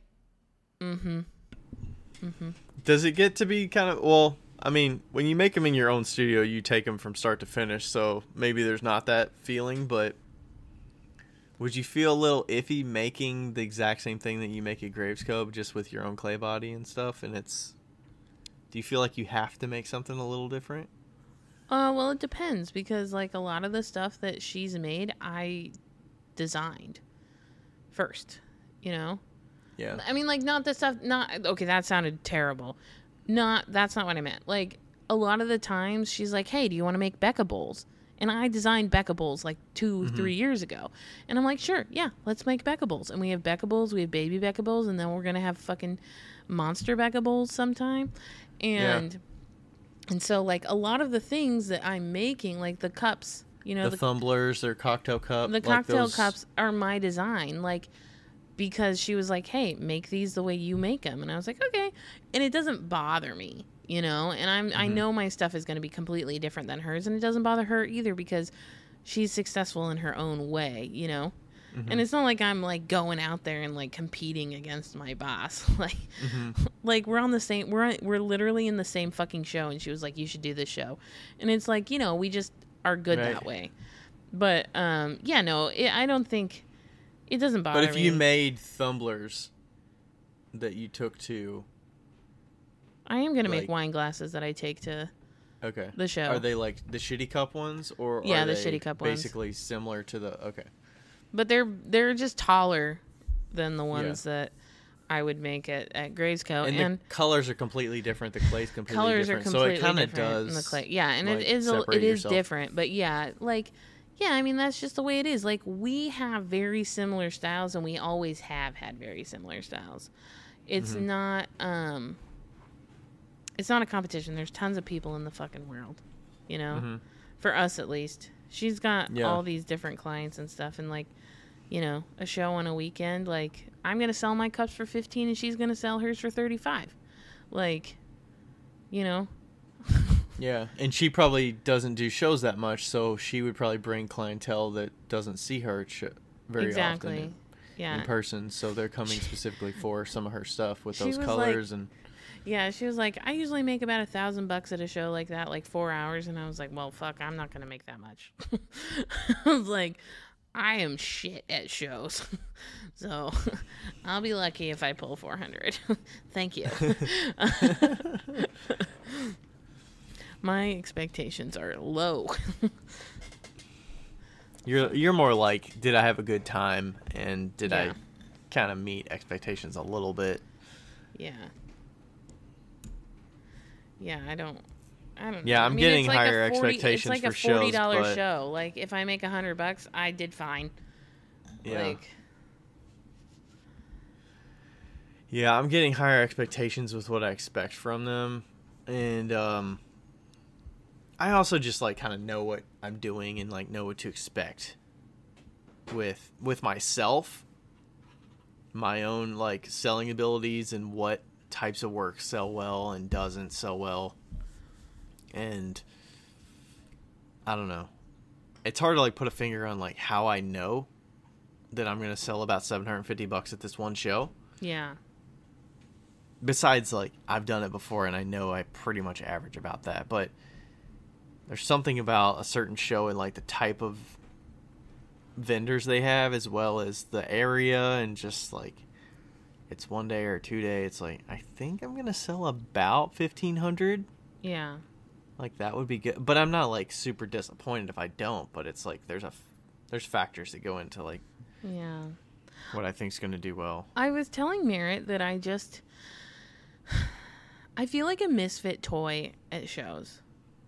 Because, like I was saying, you know, if I felt confident in the way that I am, like I am confident in the way that I am, but if I was like, if I had enough money to like make a booth the way that I fucking want to make a booth, I'd sell the shit out of my pots.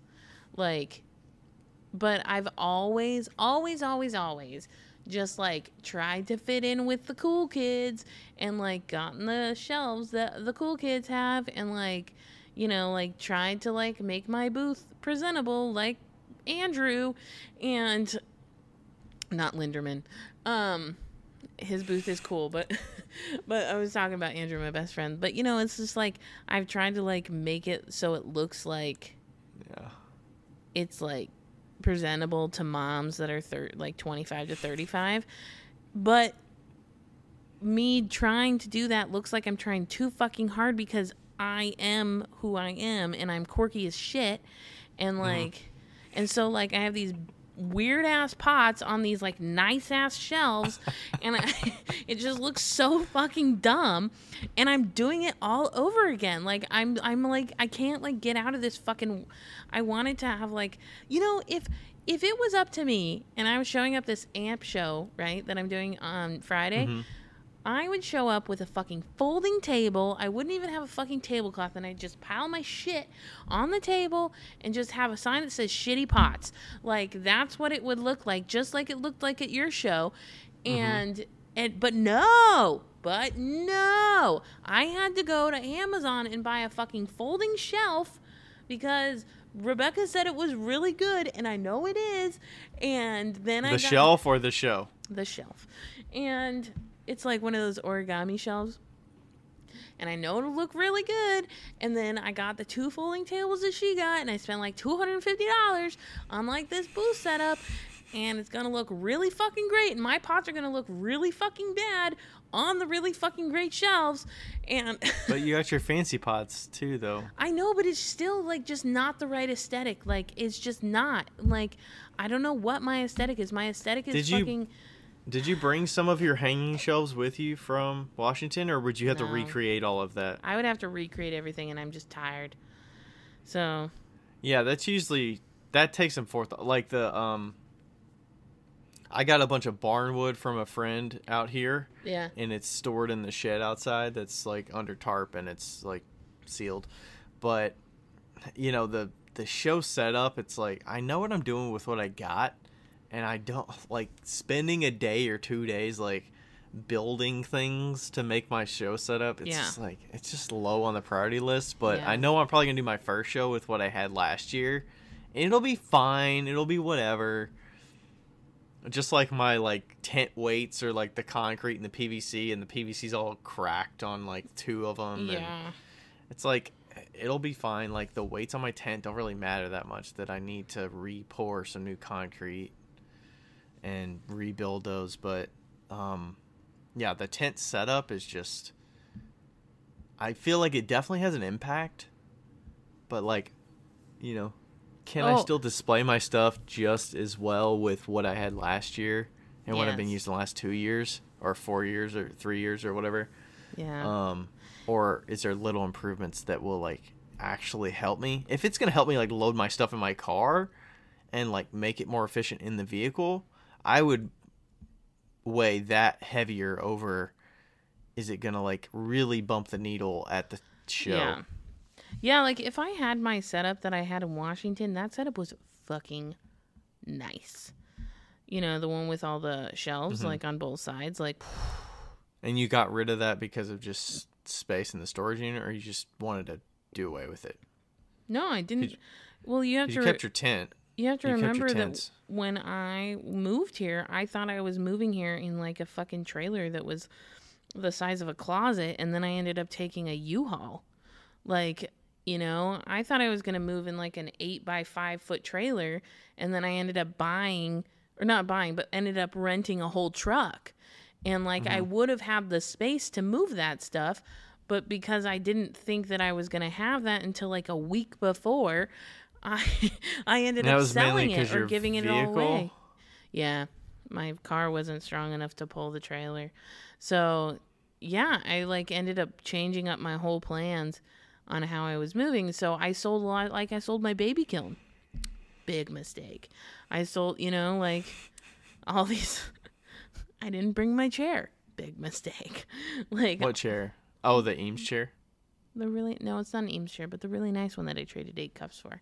Right. And yeah, so I just didn't know what I was getting into, and so I couldn't, you know, move that booth with me. But I mean, it still wouldn't work. Like, what show are you going to get a 10x20 booth? Like that. But could you scale that down to 10x10 and it would be, for you, it would work okay? It might. I would be worried about the shelves being knocked in. I'd have to drill them down somehow, which is fine. But it takes a lot of planning and a lot of it just figuring needs, out the way that the ladders were set up. They needed a support that was on the side, you know. So, and the shelves are 8 feet, not 10 feet. So, you know, it was just a whole thing. But yeah. Yeah. I mean, do you at least have some? Have you had to apply for shows where you needed like photos and stuff of your stuff? No. Do you have that ready? No. No. Because you were asking me about shows to apply for, and I was like, I can send you some shows, but I was like, I don't know if Becca's gonna be ready with photos of her work. Yeah, that's like I know. For an application. I think that like my whole thought process of doing shows was like. When I was in Washington, I was so connected that I didn't need anything. It was like, I was so blessed and privileged to be in the space that I was in, where it was like, hey, Molly, I'm gonna do the farmers market this weekend, okay? Okay, cool. Like, it was just that type of exchange. And so, yeah, I need just like a shitty farmers market. That's what I need, is just like a shitty farmers market. Because you were asking me about stuff, and I was like, well, I mean, I would feel bad. I got connections with shows here, but I don't want to make you drive 2 hours for a show that you're going to sell like $600 worth. Right. But you're also probably just wanting that little bump to say like, okay, we're doing a show together, so that we're like committed to doing it. Yeah. Yeah, and like actually having the stuff, and then like, I don't know, I do feel like that doing the shitty pots is really just a lot of fun for me, and like selling those is a lot of fun. I don't feel like I would actually sell the fancy pots at any shows. Like, I'm going to take them, but I don't think I'm going to sell very many of them. So, yeah, I think that maybe I think you can get your own customer base of like Yeah. people that really appreciate the shitty pots. Yeah. Especially if you make it like a frequency thing of people see you 3 times in that year. Yeah. I made a sign that said shitty pots. And, I did see that. You were painting it, right? yeah. I need to make another sign that's like shitty with like a definition. But it's shitty, adjective. Did you make a fancy pot sign? No. Why would I do that? I would say the shitty pot sign is more like haphazard the way you wrote it, and then you make like a fancy one that's like very structured. Yeah, and I it's could got do like, that. Well, I used the board that I was planning on painting for you, so I told Rachel that I'd paint you guys a painting, but then I used the board that I was going to use for your painting for my shitty pot sign. Oh, okay. So yeah. But yeah, I don't know, we'll see. I got these tables and I got this weird shelf. Maybe I'll sell a bunch. Maybe people will think I have my shit together and I'll sell a bunch. But I do think that doing like one of these shows might give me that kick that's like, hey, let's do this. Yeah. Yeah, I wish I knew more of the show market there in Indy. I've never sold at any shows there. Well, so. Rebecca's sold at a few of them, so, it'll be good. And also, I'm really excited about the garden stakes. Honestly, that's the most exciting thing for me. It's the stupid fucking garden stakes. You know what I would fucking love? Is if you sold it like one of these indie markets where it's like these people that are so about their branding and their like Instagram, and some of these markets that I go to where the submission for the application is like your Instagram account and your website. It's not like a gradient backdrop. Mm-hmm. And you're with these people that are like super into their branding and their booth setup, and it just looks so perfect, and like that's my whole entire and then life you're right next to them, and it's like, oh my god, that would be fucking hilarious. Yeah, and you know what I love though is that like that's my whole life also. First is that like, do you know how ironic and weird and fucking like awkward it is to meet somebody who's like trying really really hard to do what they're doing and doing a great job at it, like, but like trying really really hard, and they have 2,000 followers on Instagram, and they look at my Instagram and I have 10.7 thousand followers on Instagram, and I'm like, I don't give a fuck, like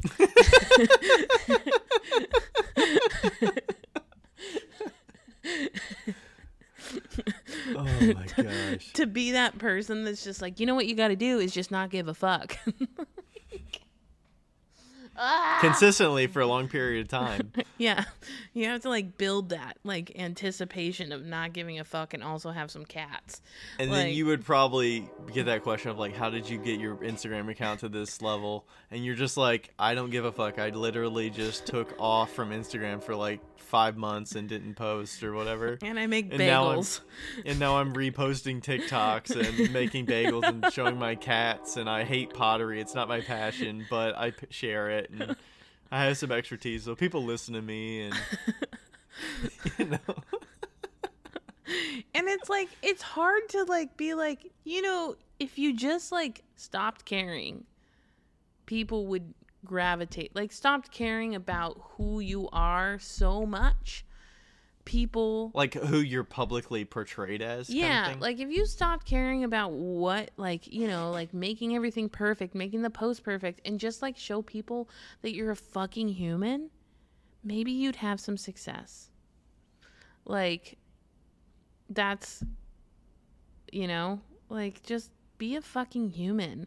And like the rest of the people that are following you. Like, yeah. maybe you'd have some success. And it's so hard to be like, yeah, like tell people that, but then they're like, I don't know, I just want to make sure that my logo is right. Okay. Or that your grid looks right. Yeah. Like, just be a fucking human. That's gonna be my new tagline on my account. Just a fucking human. Just being a fucking human. I'm gonna update it right now. Instead of noble land mermaid.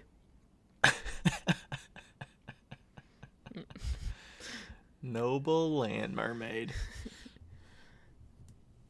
Yep.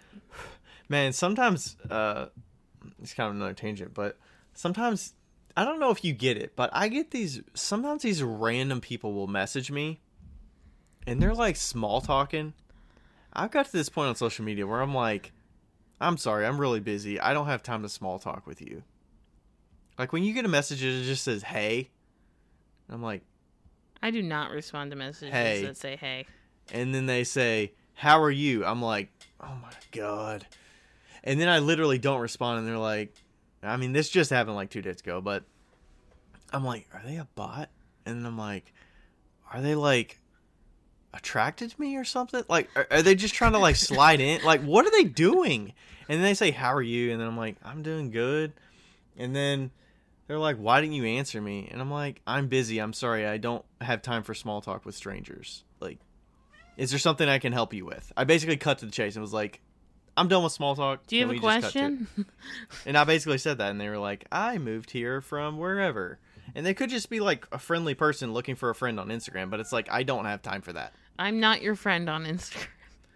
Like, I'm here for business. Like, I'm trying to cut down my Instagram time. I'm not trying to small talk with strangers on the internet that have no interest in pottery or what I do. Or I was thinking about this the other day. Would you have a personal... Okay, knowing what you know now and being who you are now. Let's say that, like, tomorrow you broke your hand and you can never do pottery ever again. What... Would you have a personal Instagram account? If I was not doing a business? Not doing a business.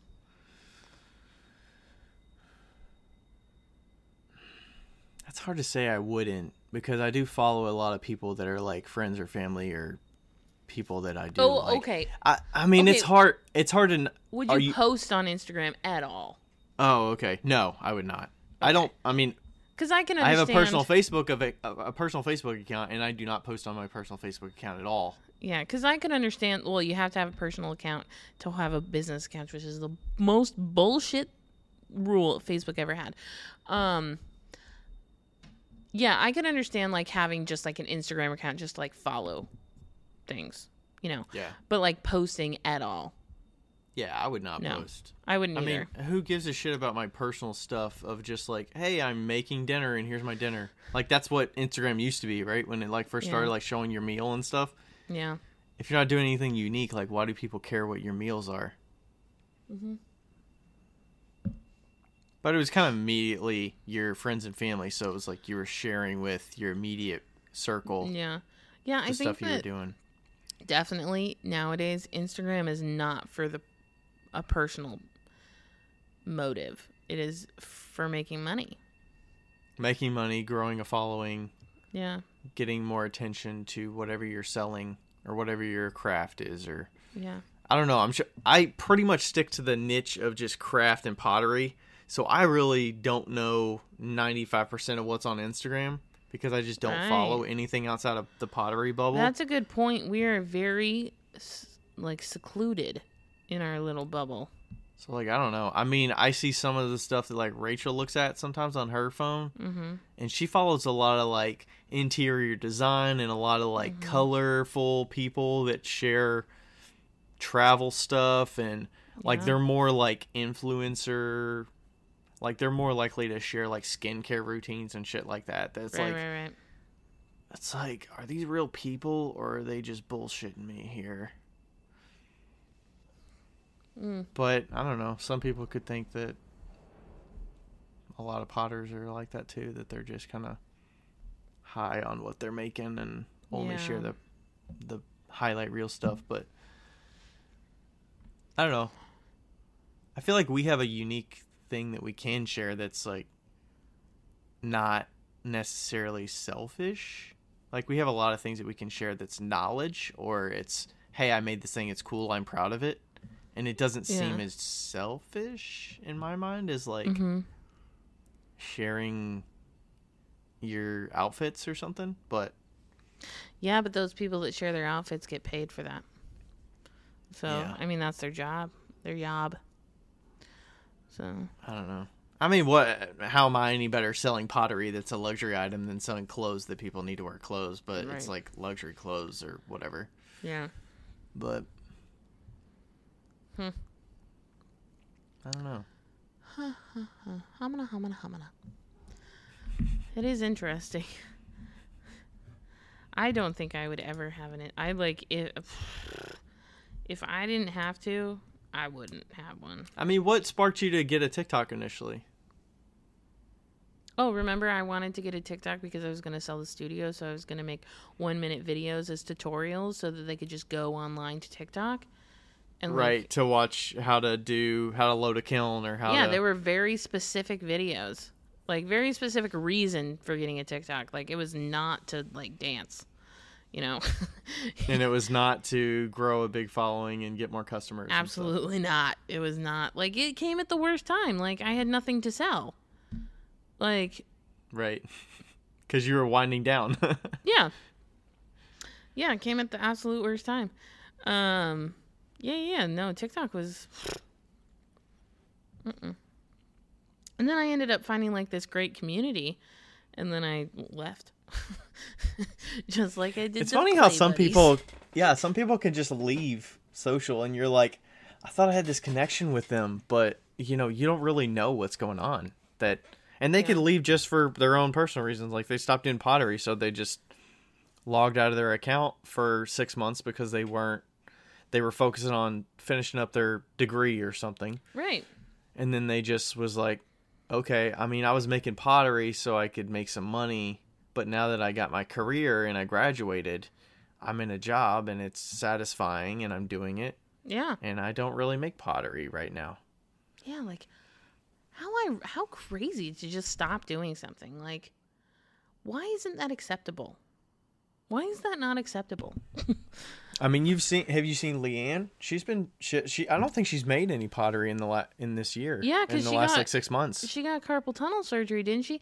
I think that's the coolest thing. I fucking love it. She's got Yellow Duck, and we've got cats fighting in the back. She's got Yellow Duck and Mrs. Fluffy Pants or whatever her name is. I fucking love the direction that... Oh my God.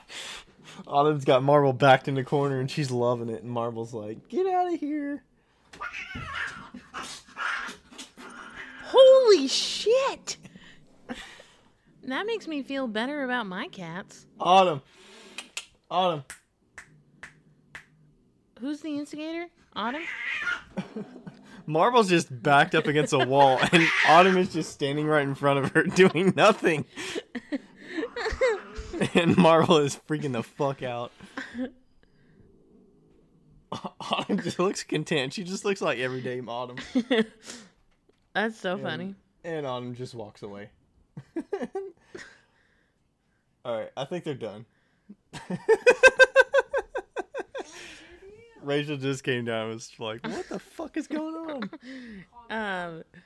Yeah, I love what Leanne's doing right now. I think it's fucking great. I feel like, and I think she did one post that was like, by the way, if you haven't noticed, I haven't been making pottery, so please, like, Don't ask. I don't even think she like asked for like an apology, like I'm sorry or like please be okay with that. I don't think she was asking for permission. She was just like, this is what's going on a little bit. But like she didn't have to explain herself. She was just kind of like, hey. And I'm guessing the transfer stuff's still going on because she's got staff and stuff. So honestly, like that could probably support them with just transfers because like their business is I think booming. so. That's like transfers are not going away anytime soon. So yeah. Oh, I have clay on my chin. Yeah, I think it's like just let people just quit. We need to let people just quit if they want to. Or just take a break if they want to take a fucking break, yeah. Oof. I mean, I think this definitely funnels back into the scheduling. Schedule yourself so that you don't hate this if you want to do this for the long term, or if you just like don't set a schedule up for yourself that like makes you dread doing it or makes you get overwhelmed or feel like you have to like fill up to somebody else's like making level. Like somebody messaged me a couple days ago and was like, I'm just trying to keep up with your production level. Like, why? It's so crazy. And I'm like, yeah, but I mean, the main reason I can produce so much is because I literally don't trim anything and I have no like middle step. Like I can finish a thing with my thumb. Right. Like 80% of my pieces and I don't have to do anything extra and it's sitting on a shelf. That's how I can produce so much stuff. It's not that I'm just like not sleeping and I totally work 7 hours every night. Like, yeah. On top of that, like we need to schedule times to not be working. Yeah, I've definitely prioritized way more time to do other stuff outside of work, outside of studio time this year. And how has it made you feel? Home stuff. I mean, I just like in the past, I've definitely made it a point to say like I don't have time to like exercise or do anything for like an hour after. Yeah. But like what is 30 minutes out of my day that I can't really go exercise for 30 minutes? Or right. I like cut the grass yesterday, cut the backyard for like an hour and a half, and I'm like I was looking forward to the time that I could have my headphones on and just listen to a podcast for like an hour and a half and just mindlessly kind of cut the grass. But it's like, you know, how bad, like I'm pretty set in the studio right now. Like I got a lot of stuff done. So I'm not going to just kick back and, you know, watch a movie on Netflix with nothing to do, but I'll do outdoor work that I need to get done to like help Rachel out or help us get ready for this housewarming thing and like setting a schedule and working around it. Yeah, I think that's definitely like the majority of the people that I've seen. I was talking to that David guy and I was like, phew, I went from working 90 hours a week to working 24. And he was like, he didn't say how the fuck, he's actually a Christian motivational speaker. Way too happy. And like fake happy or like he was really nice. Happy? Like really nice. Okay. Anyway, he's like, how do you even work 90 hours a week? And I was like, I don't fucking know. Like, you burn out though, I can tell you that.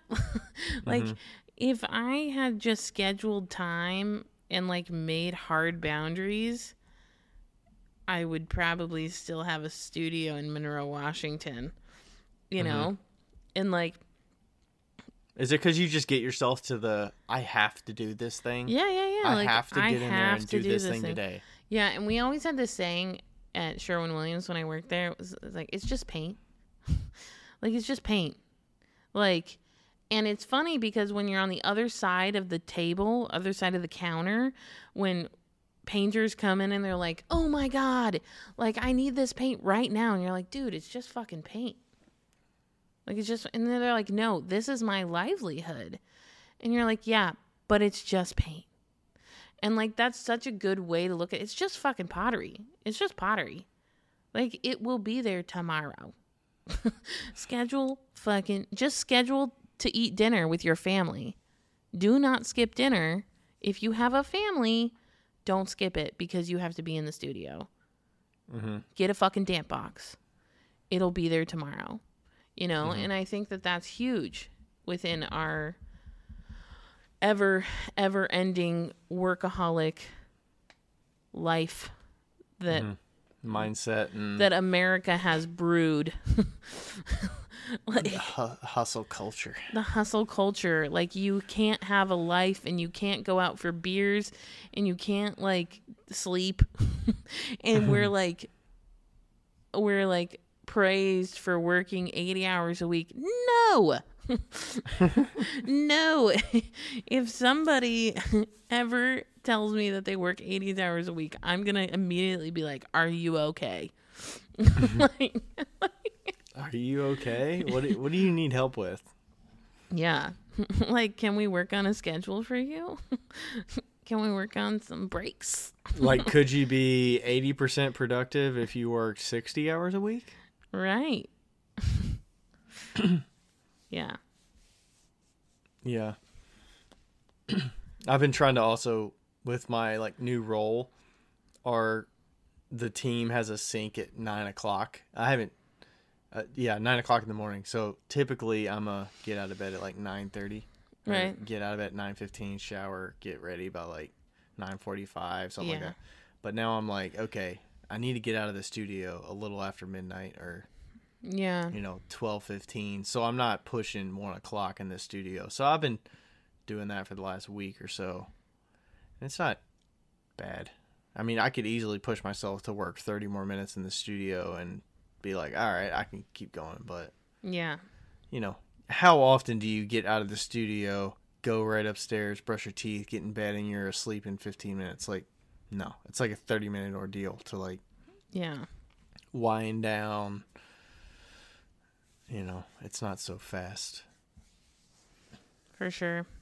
So, I don't know. Little new habits, hopefully, we're forming here. Yeah. And taking the time out of the studio time, not the family time or the Right.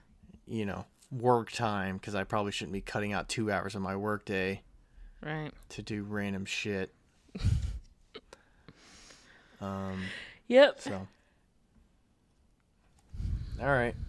Do we have anything else today? No. We got to 2 hours somehow. I don't know how I we don't did know it. how the fuck we did We that. had some but tangents, but yeah, it's definitely a woof. I didn't get totally drunk. I was surprised. I poured a good amount of that limoncello into that. limoncello is really tart, though. No, Like this we one still is have really sweet. I felt like it was almost too sweet. Like, I think my ankles are swelling.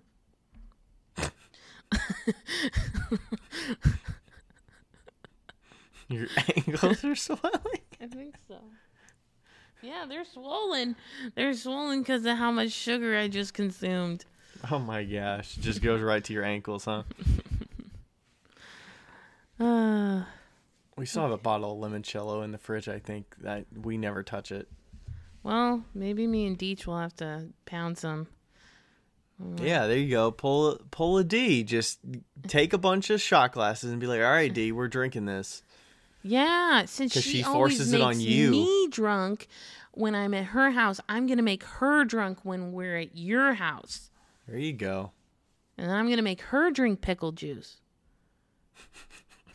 We don't have pickles, so I don't know where you're going to get pickle juice. Shit. It's okay. It's fine. All right. Okay. Thanks, everybody, for listening. Leave us some questions. Yes, we put a story please. out there, but definitely keep those questions coming. Yeah. We love them. Lifeblood. The lifeblood of the pottery. It's honestly what sparks what we're going to talk about. So yeah. For sure. For sure, Gets for the sure. Or juices even if you flowing a little don't bit. have questions, a topic idea is good enough. Honestly. there you go. Yeah. So like a podcast topic. So yeah. It's not like we're going to stop if we stop getting questions, but We it might. makes You never know. it We makes it might. nicer. We might hold a strike. You think I'm going to let that happen? What would have to really happen for us to just not release something on a Saturday? Death. Something drastic. Like Death. even if like we couldn't record, like I would probably solo do it Or re-release something. Like an old episode. oh man. Like, somebody close to both of us would have to die. Or like your computer would have to die on like a Thursday when you're supposed to edit it, and you're like, I lost that episode. Oh yeah, by the way, I'm putting this out there into the ether. If anybody knows how to recover a hard drive, my Seagate 4 terabyte hard drive had every single podcast episode, numbers 1 through like 120, completely bit the shit. And I just made that up. Bit the shit. Bit the dust. Shit the bed.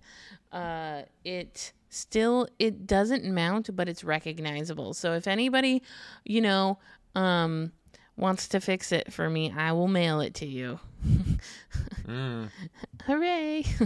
But I mean, like, it's not all lost because it's all on the interwebs, but yeah. Okay. I got a new terabyte hard drive, the exact 4 terabyte hard drive, the exact same one. So I'm expecting this to happen in about 4 years anyway. Again.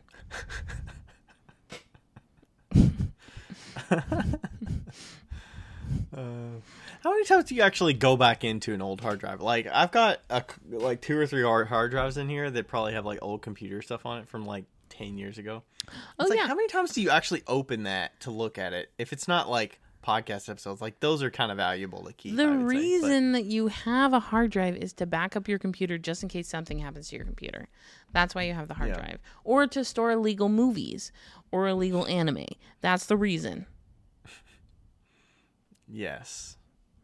I think I kept like old photos from photography class in college, and I like never look back at those. Or just like old photos from like your point and shoot camera that you just randomly took with. And it's like, I'm not going back to that. My friend Teresa has so many fucking photos of her family. Like, she has photos of me and her in college. That was 10 years ago. And she has like all these photos and she can just like go back to them, and she looks at them frequently. And I don't even have pictures of me as a child. I have no pictures of me, like none. Wow. So it's like scrapbook, but she's actually looking at them digitally. Like, yeah, she has like how often do you look at a scrapbook that's not physical? Like, are you actually? I feel like that never happens. Yeah, she has like a whole library of pictures, and she looks at them a lot. And like, I frequently go through all my pictures and just delete them. So, I'm like, okay, it's Saturday night, 5:00. I gotta I'm just gonna look at photos in my old albums that are digital. That's what she does. They do it. Yeah, like I'm part of her Google group. It's pretty insane. There's too many, but. Jeez. Yeah. Okay, we have to go. All right. Thanks everybody for listening. Thanks. We'll see you next time. Bye. Bye.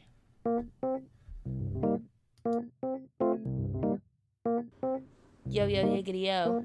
It's Becca here. Hey, just so you know, thank you for listening. And also, we have... What do we have again? A Patreon. We have a Patreon that you should go, and if you want to donate to, you could donate to it. If you don't, that's cool too. But just Google Wheel Talk Podcast Patreon. Don't do the other one, because there is a Wheel Talk on Patreon, but it's not us. So make sure you get the right one. It's in the show notes. And also, leave us a review because they're fun to read. Okay, bye!